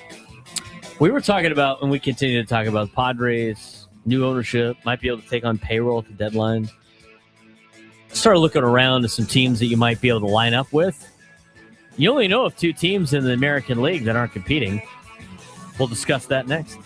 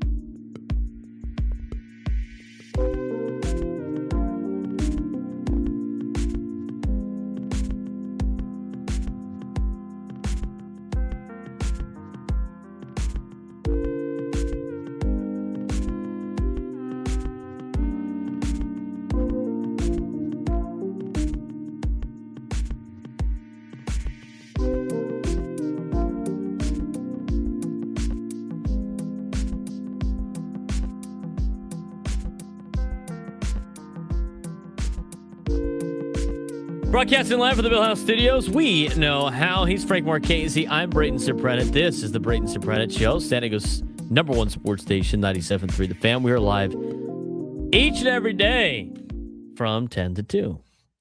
Are you buying NCAA 27? I have already bought it, yes. You've already made the purchase. Mm-hmm. I need to do that. By the way, I don't know when I'm going to have time to play, but you know what? I need to. That's fine. That's fair. By the way, I do want to make my stance on this here really quick as far as EA Sports is concerned, because EA Sports, once again, doing a wonderful job of being one of the most underhanded, gaming companies out there. They decided to put microtransactions in offline game modes now. And there's a big thing online in the online community right now, trying to shame EA Sports into getting rid of this. Hashtag CFB play don't pay. Hashtag CFB play don't pay. Yeah, EA Sports trying to take your money every which way they possibly can. Isn't that everybody? Especially in like the tech world, like with subscriptions. I mean, everything's subscription based now. Yeah, but I mean, online game modes like buying stuff for Ultimate Team, which I think is stupid and have never done. You should never do it. Online stuff, I get it, but now you're invading offline modes and making and moving like XP gains and like personal growth in the game. You're making it worse. I know. To incentivize you paying money? No, that's a bridge way too far. Pepperidge Farm remembers when you used to buy a video game, you would just get the video game. Exactly. You paid for it. Yep. Don't just hang in there, man. I'm sure they're going to come up with, I believe it, subscription games. Oh, so like you download the game, but it's $5 a month. I mean, you already have it. Like I pay $33 every 3 months for iRacing. So I mean, it's kind of already have it. Everything's a subscription thing now. It's crazy. It's crazy. Not surprising to me. Yeah. The reality is, it is going to be like that until people just don't pay for it, and then when people stop paying for it, guess what they'll stop doing? CFB. They'll stop doing it. CFB play don't pay. And EA Sports has straight up said, like they've put it basically word for word in press releases, saying that we'll just ride out this storm. People will buy it anyway. That's how little they think of you as a consumer. Is that they're willing to ride out the storm. Don't do that. Don't feed into it. Nope. I guess. Anyway, I mean, I'm probably gonna get the game. I usually just have the discipline not to spend money on some of those things. It is what it is. If it makes the game suck, then I don't buy it the next year. Like I didn't buy last year's NCAA. Or did I? Maybe I did. I don't remember playing it. I think I did. I don't remember playing it a lot. I'm at the point now with video games where that's the only one I really want to buy. And I don't play it a lot. I don't. I mean, when I get home, I just start working on other things. I'll either work on the show, I work on football, I work on play-by-play for USD. I don't really have a lot of downtime, and when I do have downtime, it's very rare that I end up playing video games, and that's usually only right now. Like right now is the only time where I have downtime. More than 5 seconds to yourself. Yeah. Once July 31st hits, I got I'm getting my football schedule right now. I've gotten my USD schedule. Tons. We got tons of games. Which I say yes to. They send a schedule. Which ones can you do? Which is also /want to do. And all, but I think I could do all but 4. But there's a ton of volleyball games we'll be doing, men's and women's soccer. We'll see what happens in the wintertime with women's basketball, obviously. But the fall is a lot. It's a lot, but I love it doing it. It's a little crazy.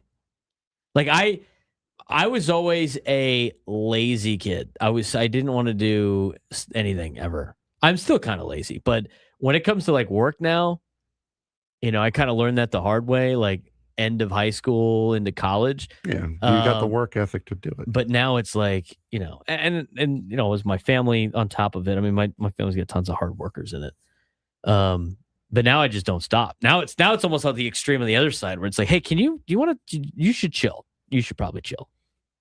I get told that multiple times from family and friends. You should, you don't, can you, Find does that have to be, medium. does that have to be done today? Do you have to do that today? I'm constantly working on like different projects, and now I've picked up other projects like my plants.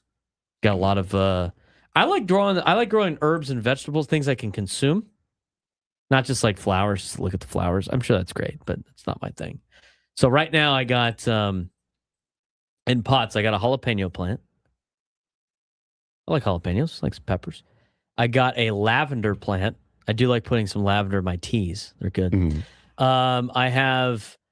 I had some heirloom tomatoes at my previous place, and I've taken the seeds and I've replanted them at the new place. So I'm growing an heirloom tomato, black crim plant. I also have Roma tomatoes.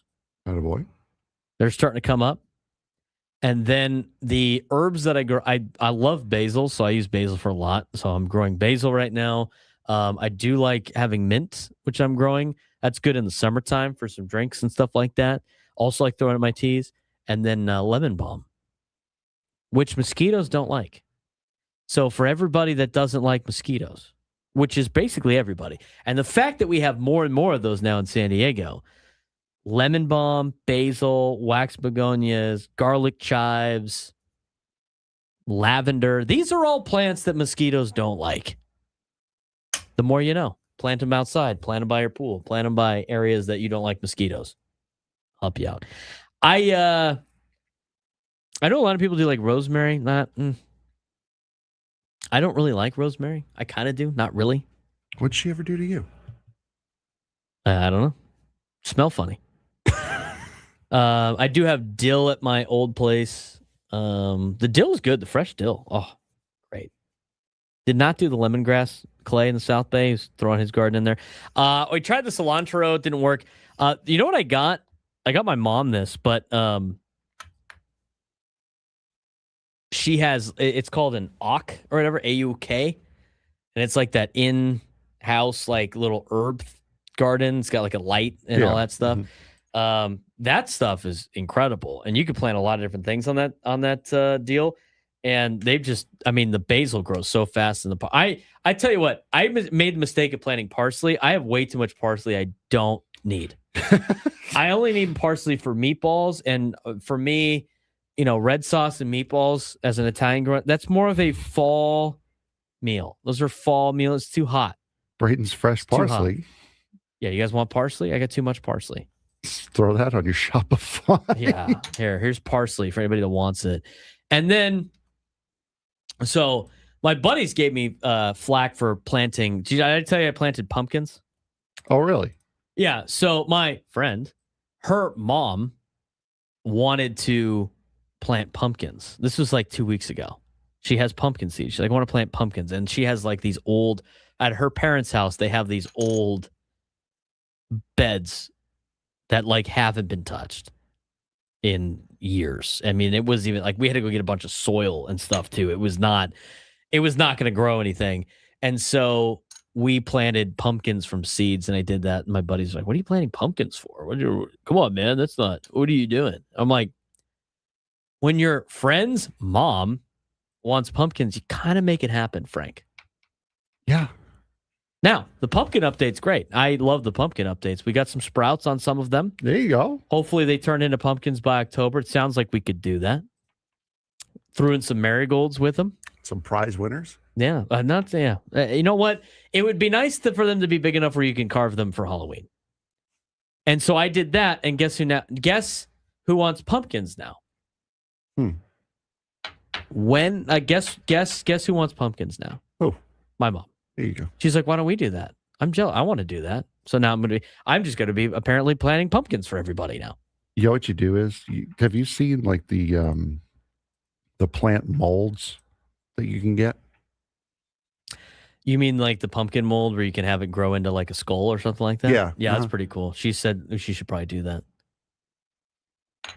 I think that'd be kind of cool. Let me ask you this. Would you rather carve pumpkins for Halloween or have one that grew into a shape? One that grew into a shape is unique. I would take that one. I'm more about the unique and obscure. Like, do you think... Oh, boy. Braves just blew it open. Grand slam. Mike Yastrzemski. Pirates. That's good for the Pods. That guy's stoked. As a kid trick-or-treating, do you think you would have noticed if a pumpkin looked like a skull? Or like a cat or something like that? Or something else, like something else spooky? I probably would have. That's true. You do like that's sick. You do like trains.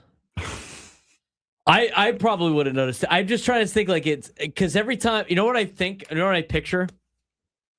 You know when you see something on Instagram like a baked good that's like, oh, if you just do this, it's going to turn into this extravagant art, and then it just looks like a Frankenstein version of it. That's what I'm thinking. That is what I'm thinking would happen on some of those pumpkin molds. Well, you get the mold that's bigger than the pumpkin, so this way it grows into the correct. It Yes, I do understand that, but like, how detailed is going to be?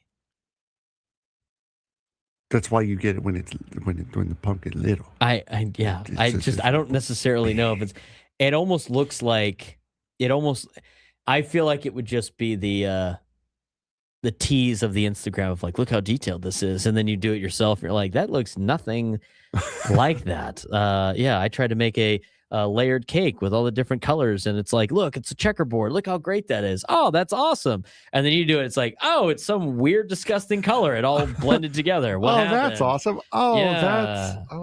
That didn't really work. Anyway, enough of the pumpkin talk. Clearly, I did something wrong. I do have to make sure my plants are watered. I do the little saucers underneath. I feel like that's easier, but we'll see. 833-288-973, 833-288-973. So as we were like going through like on our breaks today, and since the Padres have won 2 in a row, so we're going to win the World Series again, right? Isn't that how it works? Mm-hmm. We're all getting season's back on, baby. We so in. We're so in. That's what's in. Oh, foul. Give me a foul. I'll take a foul for that. That's a tech. Foul. No, 2 fouls. That's definitely a tech. So now you're looking at we've talked about the circumstances for the Padres, and so my wheels were turning. And here's the problem with these things is we will have people tune in after our disclaimer right now, and they're going to go like, why in the world do you think that guy's going to help this team? Or like, why would the Padres ever spend money to do that? Yada, yada, yada. I'm going to say the disclaimer of this is kind of the situation the Padres are in. They have to kind of make deals like this in order for the Padres to be able to add to this team. And what we do know is we use context clues from reporting is the Padres, regardless of what they have said it or not, they're not really in a position to trade away Ethan Salas. They're not really in a position to trade away a Cruz Schoolcraft or a Cash Mayfield, right? Like those three need to be relatively on this team going into next year, like in this organization. We do know that that the rumors around baseball where the Padres are willing to take on some payroll. I think that we need to rewire our brain on a sense of new owners want to spend money. They don't mind spending extra money. I think it changes the budget for things. So in that context, I think you're looking for players that are getting paid, that are not necessarily living super up to a contract, that it's not going to cost you a top prospect for if you take on some of the money. And there's 2 teams that I think in particular. One's the Angels because they're awful, and the other one's the Royals.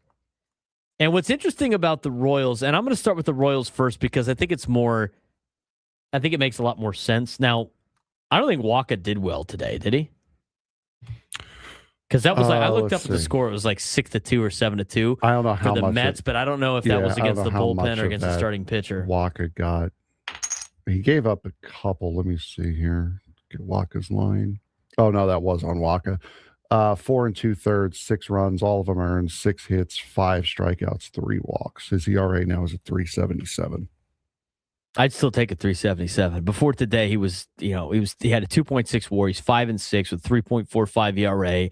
He has started 18 games and has already pitched 114 2/3 innings. He also did something that not many Padre pitchers have done, and those who have done it haven't done it often, which is throw 104 pitches to go over the century mark in pitches thrown.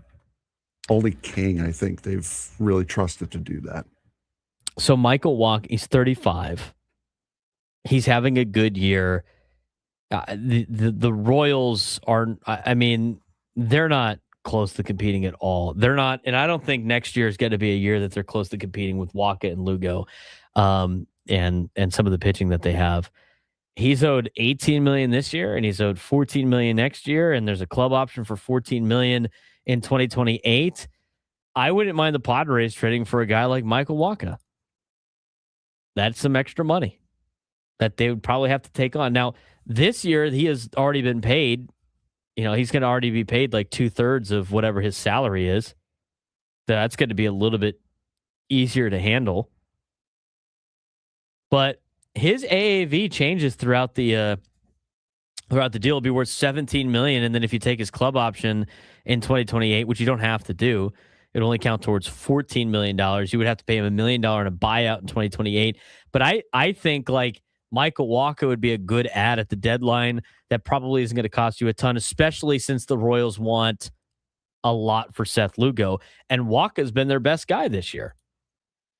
I mean, Lugo's been solid, but Lugo's not been as good as what Wacha has been. Lugo's 3-6 with a 4.56 ERA. And the other thing with Lugo is his contract's a little bit different.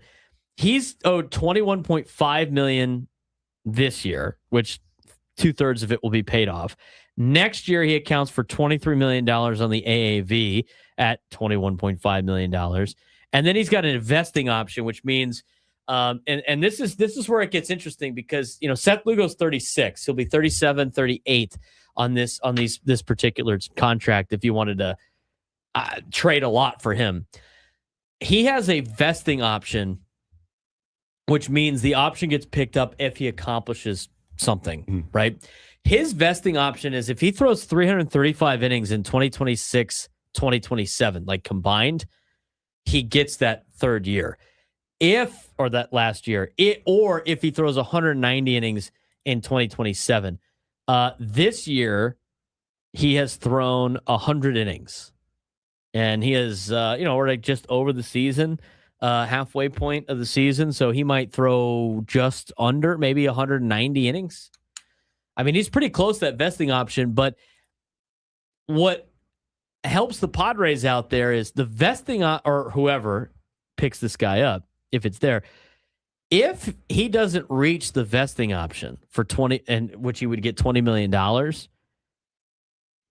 it becomes a club option for 2028 at $17 million, which is a lot more affordable.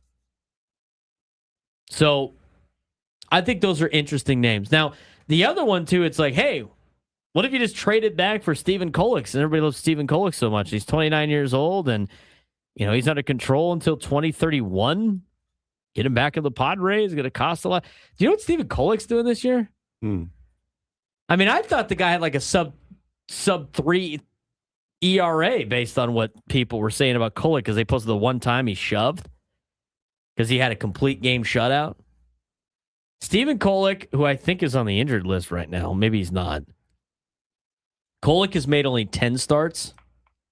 He's 4-3 with a 4.50 ERA in 54 innings. You already have that guy. That guy's Randy Vasquez. I don't necessarily you're missing out on too much with Stephen Kolek right now. And just because he has one good outing, it was a complete game shutout, doesn't mean it's like a perennial guy to be helping you right now. He was just on the paternity and That's bereavement what it list. is. That's why he wasn't Yeah, he was activated. listed as activated. He was activated on the 4th of July. He went on the paternity list on the 26th and then went on the bereavement list on the 29th. I don't like that at all. Then he was activated from the bereavement list on the 2nd and then activated by the and then fully activated by the Royals on the 4th. So whole ball's well there. I know. That's one of the options. The other one is interesting in the sense of a question of how much more money. How much money are you willing to take on to take this player? And is it going to help this team? Everybody always throws it out there in the YouTube chat, kind of as a joke. But could it actually help the Padres? Are these the type of moves they have to make, even if things turn better? We'll talk about that next.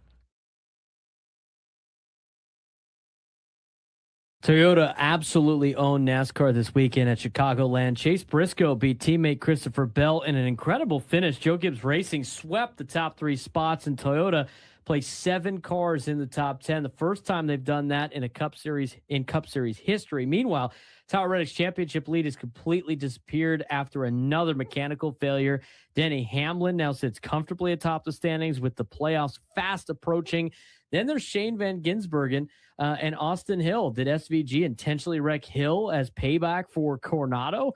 NASCAR is reviewing the incident. Penalties could be coming this week. Over in Formula One, Charles Leclerc gave Ferrari its biggest win in months at Silverstone, while George Russell gained ground in the championship after Kimi Antonelli suffered heartbreaking mechanical issues. Across the motorsports world, championship races are tightening, and the drama is only getting started. Before we talk about NASCAR, how about the stock cars at Le Mans over the weekend? Yes, that was a lot of fun to see a lot of those old cars, ones that I grew up watching and have been watching for years, going around Le Mans. That was absolutely fantastic. The NASCAR Classic, so much fun to see those cars back out on track again.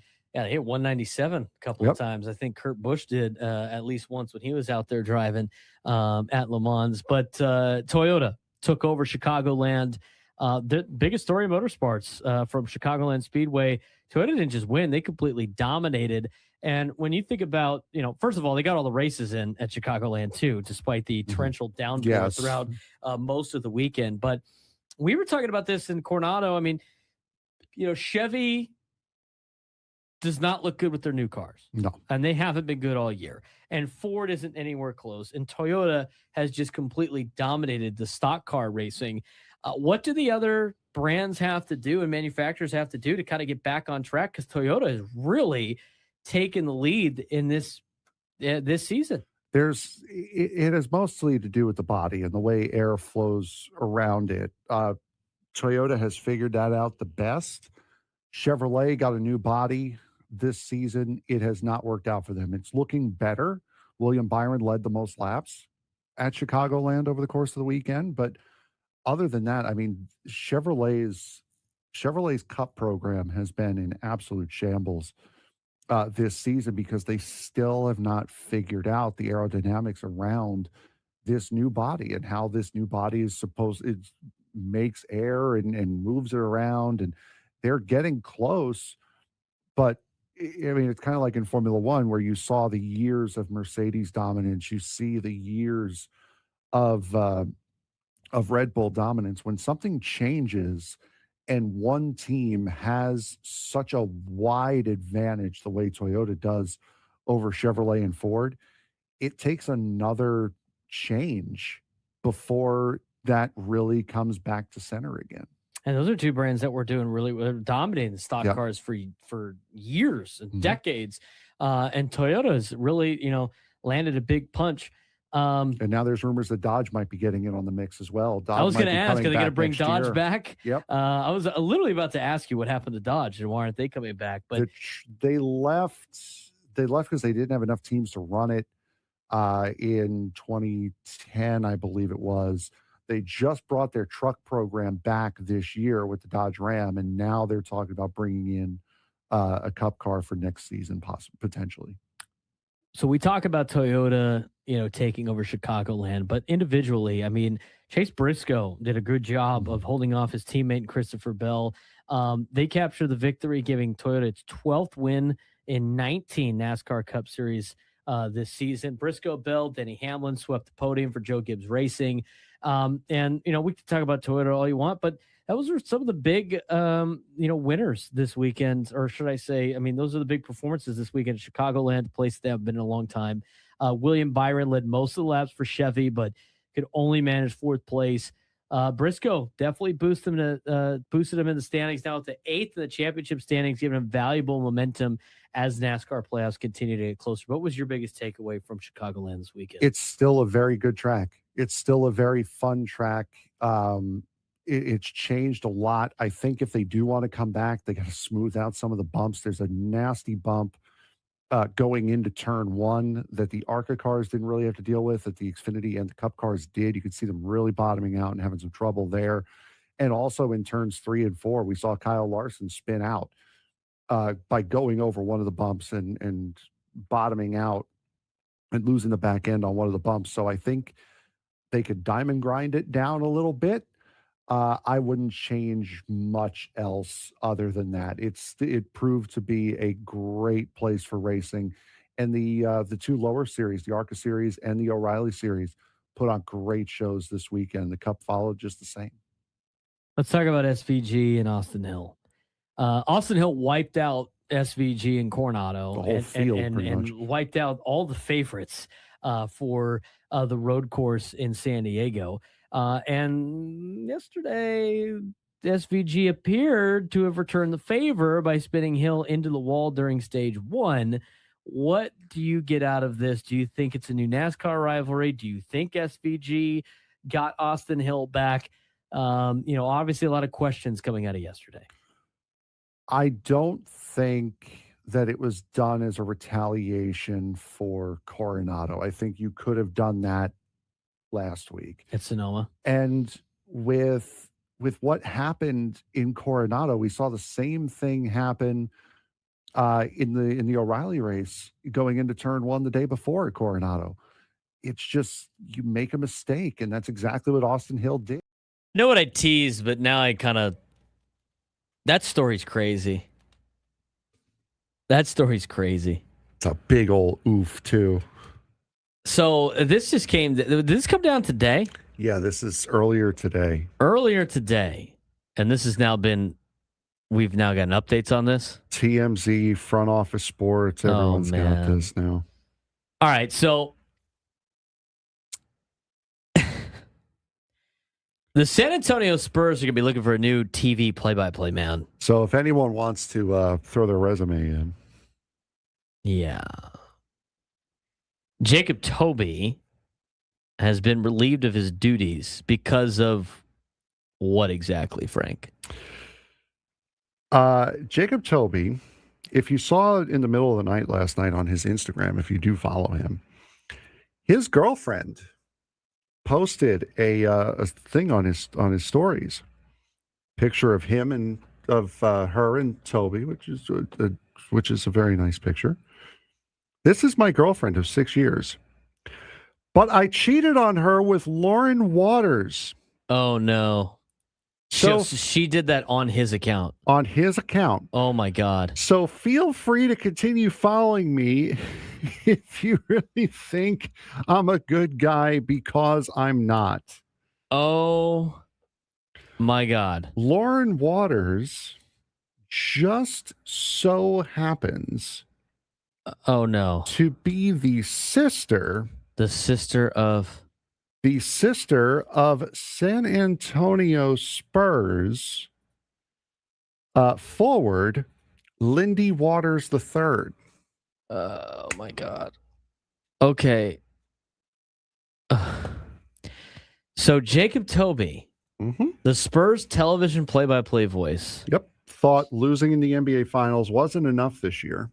Decided to cheat on his girlfriend. This is all allegedly, right? Allegedly, Allegedly, yes, allegedly. Has cheated on his girlfriend with a San Antonio Spurs player's sister. Uh-huh. And his girlfriend took his phone in the middle of the night. Yes. And then posted about it on his social media accounts. Yes. To which he is now no longer the broadcaster of the San Antonio Spurs. Yes. Wow. He was a young broadcaster, Yes, too. he was. I mean, he was... by the way, I went to go look him up. And all of his stuff has now been deactivated or private. I tried to see like where he came from in terms of like his resume and stuff.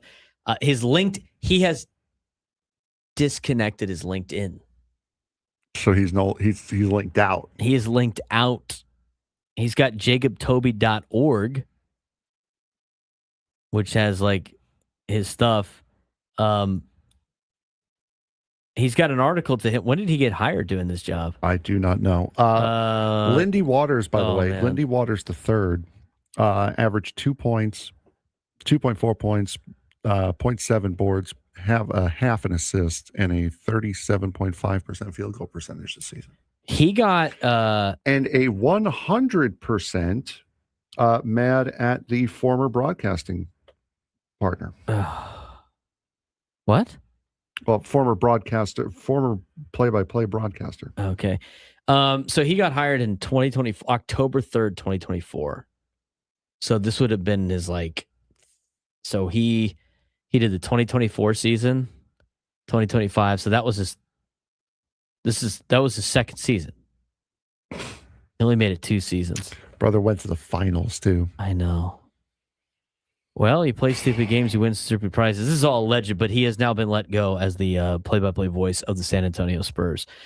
He was the weekend sports anchor at 9 News in Denver. Oh, I actually know who took over for him in Denver. That's interesting. In addition to his work for 9 News, he's a San Diego guy. We've had him on our show. Toby has also been the play-by-play announcer for various networks, including Fox Sports and the Pac-12 network. He's a native of Sandwich, Massachusetts. Sandwich? Sandwich? Is that how you pronounce it in Massachusetts? Or you? No, I know. He graduated from Suffolk University in 2018 after completing internships with the Boston Celtics, the Patriots. Prior to his role in Denver, he served as the weekend sports anchor for station in Tulsa, where he covered University of Oklahoma, Oklahoma State, University of Tulsa, and Oklahoma City. Yeah, he is also a musician. Might want to look into that now. That is crazy, dude. I'm just I want to dive a little bit deeper into the musician. I mean, you bit. got You got everything this you guy, want, dude. You're young. This You're the guy broadcaster for the San Antonio Spurs. College a year after me. He got up through the ranks incredibly fast. You became the TV broadcaster for the San Antonio Spurs. And you threw that away to sleep with one of the Spurs players' sisters. And his now ex-girlfriend is the one that ratted him out. I can't believe... Dude, that's diabolical. She put it out on his IG. Yep. What time did she do that? Oh, I don't know. It doesn't have a time on there. Could you imagine she did it like 2 a.m. or something like that? People are like, what is this? Wouldn't surprise me. Yeah, so anyway, if you try to look, his Twitter is private now. I don't know about his Instagram. I mean, rough. I mean, you play stupid games, you win stupid prizes sometimes. Again, that's all alleged, but it sounds like the Spurs have officially let him go. What do you mean you can't do that? Was that wrong? Should I not have done that? I tell you, I gotta plead ignorance on this thing, because if anyone had said anything to me at all when I first started here that sort of thing was frowned upon, because I've worked in a lot of offices, and I tell you, people do that all the time. That's a massive don't do this. Yep. Massive. Somebody tell Woodsy. When we come back, Bob Scanlon finishes the show with us talking Padres baseball. Braden Surprenant Show, San Diego Summer Sports Station 97 through the Fan.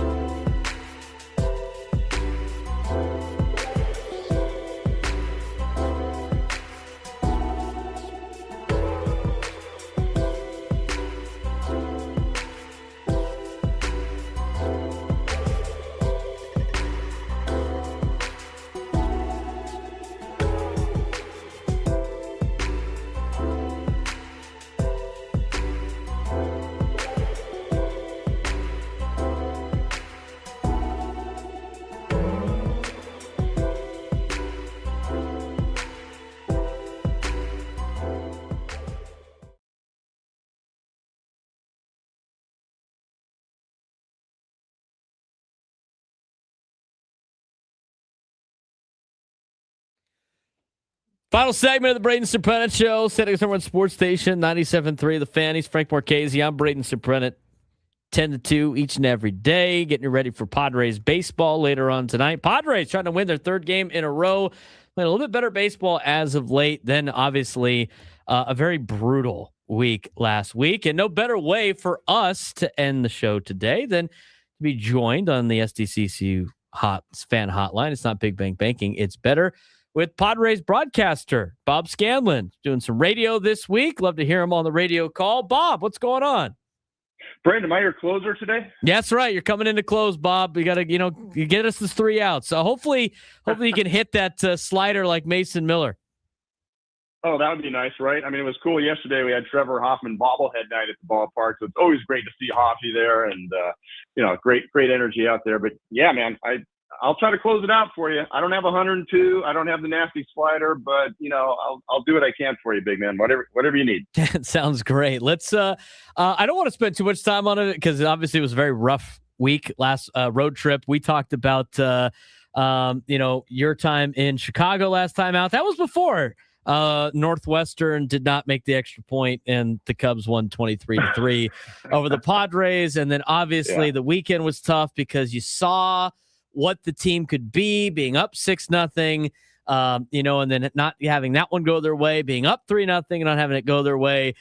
It's not fun to talk about an 8-game losing streak, but what was your biggest takeaway from that losing streak for the Padres? Obviously very difficult task, playing on the road against two really good teams, hot elements, but as we close the book on hopefully the last long losing streak of the year, what did you notice the most out of the Padres during that stretch? Yeah, it was a tough run. There's no sugarcoating it, right? Obviously, horrible playing conditions in Chicago. It was hot, wind was blowing out, but both teams are playing in those same conditions. Padres came out on the short end of it. Same at Dodger Stadium, and I think as difficult as it was to watch the 23-3 game, I thought the next game was even more of a gut punch, really, because you're going to have games where things don't go your way, right? The wind was blowing out. You have your catcher pitching the last two innings. It turns into a 23-3 blowout. Okay, you can kind of put that behind you and say, okay, that's a bad day. Let's turn the page. And they did turn the page, and they had a 6-0 lead at Dodger Stadium. And it's just one of those situations where you feel like, okay, we're stepping up.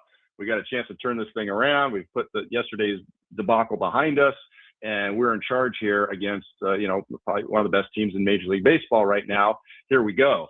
And to see that lead evaporate over the next three innings, and by the fourth inning, you're down 8-6. I think that was actually tougher than the 23-3 loss. It was hard. It was tough on the guys. Next day they lost as well. So it was a tough week, Braden. There's no way around it. And we knew it was going to be a tough stretch of games, right? We had 17 games in a row. You're playing Atlanta, LA, Chicago, LA again, Arizona now, Toronto. It was a tough streak and an important stretch of games heading into the All-Star break and really sort of heading into the trade deadline discussion period. So, you knew it was going to be a tough run, and unfortunately last week did not go well. Good news is they've won their last two. They got a chance to win three in a row here now. You can take that momentum into the Toronto series and, finish on a good note heading into the All-Star break. That helps, right? I mean, you feel a little bit better going into the break. You feel a little bit better going into the trade line discussions about what the team is doing and what kind of momentum you might be able to put together. And you have really the most difficult stretch of games in your season behind you, not only in terms of the quality of teams that you are playing, but that stretch of 17 consecutive. So hopefully they can, finish up strong here, and it would take a little bit of the sting out of that last week.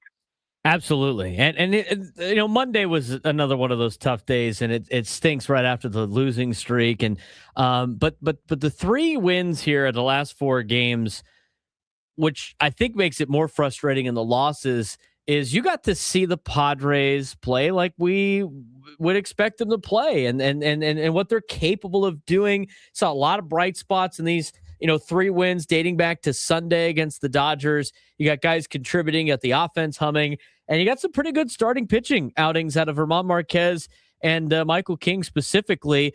What's been the difference for this team? And as a ball club, how do you try to keep that going? I know it's hard to do, but you got a little taste of what this team could be like. You got to try to harness that as much as you can and try to turn that into a nice little winning streak here. Yeah, clearly the other thing that was sort of frustrating about those losses last week were that you saw some of the strengths of the team not being the strengths, right? There were some games that kind of fell apart because of some defensive lapses. There were some games that fell apart because of some bullpen lapses. And those are 2 parts of this team that we know have really been the stalwarts. It's really, how did they win games early on when the offense wasn't really clicking? Because they were playing amazing defense, and that bullpen would shut down the last 4 or 5 innings of every ball game. So, and unfortunately that didn't happen last week when they were losing those games. We've seen that return here now, which is nice. We've seen the defense getting back in there. We've also gotten some nice starting pitching, as you mentioned. It just feels like each part of this team is starting to support the other part now. And now you've gotten some runs also. What a difference it makes, right? When you've got a 4-run lead in the first inning, to have a little bit of breathing room for your starting pitchers. So not every single pitch is game on the line. They're able to go a little bit deeper, and we've seen some good defense. I love the pressure that Fernando put on and from the base running standpoint yesterday in that 5th inning that really opened up the ball game. He gets hit by a pitch. He's still second base. Now he's on second base and is able to cause havoc over there, which makes the youngster Jose Cabrera think that he can get Toddy on a comeback, or he can't. All of a sudden you got runners on first and second. The youngster misplayed that ball in several different ways. Bottom line is everybody's safe. And then Toddy, seeing that, maybe I could rattle this kid, he starts causing some distractions. And next thing you know, you've got a balk out there, runners on second and third. It really changed the dynamic of the whole inning simply because of Fernando being able to steal second, cause some havoc out there at second base, cause the balk. Now you got second and third. Infield comes in, and Xander's able to hit a ground ball through the left side and 2-run score. And that's really the turning point of that ball game yesterday. So it's just fun to see the offense doing some different things. We saw some power yesterday. We saw Campy hitting the home run, starting that rally in the 6th inning, and against a bullpen really in the Diamondbacks that has been surprisingly good this year. So it wasn't as though they were just taking advantage of the underbelly of the opposition's bullpen in a situation they were losing. No, Jeff Bannister and Torey Lovullo were bringing in their best guys yesterday. The guys that the Padres beat up and really turned this into a blowout were their big arms coming out of the pen, guys with ERAs in the low 2s. So all said and done, great to see the offense kicking it in. To answer your question about how do you keep it going, I don't know. You hope that now that it starts building some momentum, because we've been waiting for this all year, haven't we? Where not only do they score some runs early to take the pressure off the starting rotation guys, but also now you're getting to the bullpen and you can spread it out and taking some of the pressure off the high leverage guys in the back of that bullpen as well. So just great to see the offense stepping up. Hopefully they can continue to do it tonight against Merrill Kelly, who's been struggling. So it may be another opportunity, Braden, for the Padres offense to take some of that pressure off the pitching staff and give them a little bit of cushion here in the early going. This is a team, Bob, obviously, that needs to focus on the day-to-day right now before you start even talking about, what to do at the trade deadline. But another factor, of course, is just the regression of the players on this team back to the mean. And when you start looking at some of the big contributors as of late, Luis Camposano, Jake Cronenworth, German Marquez. I know it only had been, one start, one outing, but these are guys that are coming off of the injured list and, really look a lot better than they did before the injured list. That added time and added time maybe to heal with some things that might have been, too big to just keep playing through. But on top of that, how does that affect, obviously, what your plans could potentially be if you start seeing some of the guys on this team play at the level you would expect them to play, or at least play a lot better than really tough first halves for all these guys? Yeah, it's a good question, and that's for AJ Preller and the rest of his staff to try to figure out in terms of, okay, are we starting to see the big guys do what the big guys need to do, right? Manny's been hitting the ball a heck of a lot better of late, no doubt. Jackson Merrill, we've seen signs of him coming around as well, 250 over the last 40 ball games, and we've seen, little streaks, including the last few days, 5 hits in these first 3 games so far against the Diamondbacks. So maybe Jackson's starting to find it as well. You mentioned Campusano coming back. I thought Campy kind of just picked it up where he left off. He was hitting the ball really well before he got hurt. So it's great to see him be able to come back and continue to be swinging the bat well. I think your point about Jake is really relevant because Jake had been struggling before he went on the IL, and to see him come back now and have a couple of big hits, a couple of home runs. And it's amazed me how good his timing has been, especially since he only had a handful of rehab games after missing all of that time with the concussion symptoms. So kudos to Jake for showing up and having his timing already in place to be able to catch up the fastballs the way he's been doing that. So yeah, you're right. Some of these guys are coming back and they've been contributing, and that all goes into the mix, right? All the variables in terms of the decision-making process of, are we starting to hit our stride? If so, what does that mean? What pieces do we still need, we feel like we need to get to improve this ball club? What pieces can we maybe now count on because they're back and they're healthy and they're looking good? You're absolutely right. All those things become a factor. We're running out of time, so I don't really have too much time to ask you this. So maybe I want to see another outing at a Walker Buehler before I ask you about him. But just very briefly, what has been the biggest difference between his last 2 starts compared to the 4 or 5 where he looked like he dominated? I mean, he just looks like a totally different pitcher the last couple of times. But I know that's going to happen throughout the season. What have you seen out of Walker Buehler? Well, first of all, I felt like it was 9 quality outings in a row where it was just got better, better, and better, better. I know everyone's looking at those final 5 before the last 2, but there had just been a long, consistent trend in a positive direction. And you're right. The one in Chicago, you write that off. It is what it was. It was a hot, sticky day with the wind blowing out, and things didn't go well. Fine. The last outing, I thought he actually had good weapons that he could go to. The Diamondbacks, to their credit, put a couple balls in play, not on bad pitches, opposite field hit. They set the stage, and then you make 2 mistakes. The big one being to Max Kepler, that 3-run home run, and all of a sudden it looks things are getting out of hand. So I'm not worried about Walker. I'd be more worried if I didn't see the stuff still there. But he's still throwing fastballs 95, 96 miles an hour on the 4-seamer. The stuff is still good. I think just the location on that stuff has not been as crisp the last 2 games. So hopefully he can get that back. But I'm not concerned about him at this point because I'm still seeing stuff there. Bob, I appreciate the time as always. Have fun again on the call tonight. Dave Marcus said we had to go quickly because you had to get to work. So I don't know. You could do with Dave on that one for us. Oh, Dave's always got my back. Thanks, Dave. I love you, man. He's the best. Thanks, Braden. Good talking some ball with you guys as always. Thanks, Bob. Enjoy the game tonight. We appreciate the time as always. Bob Scanlon joining us on the STCCU fan hotline. Yeah, Dave Marcus like, hey, man, Bob's got to get to work. Make it quick. Of course, Dave's got his back. Dave's got everybody's back, but ours, Frank, we're the ones that put some hard effort in for Dave over the years. Exactly. I know, right? Did the heavy lifting, and all of a sudden now I'm in the doghouse because we didn't get to test the line the other day because his text didn't come in till later. Oh, he did text me. I just didn't say anything. I thought you figured it out. And so I'm in the doghouse with Dave now over one simple mistake. First time in 5 years. We didn't do a bold prediction today. What do you got for us? Padres keep the offensive momentum up. I think they get at least 5 runs. That will be my deal on the top of my head. He's Frank Marchese. I'm Braden Surprenant. Enjoy the ball game tonight. Gwen and Chris coming up next. Talk to you tomorrow.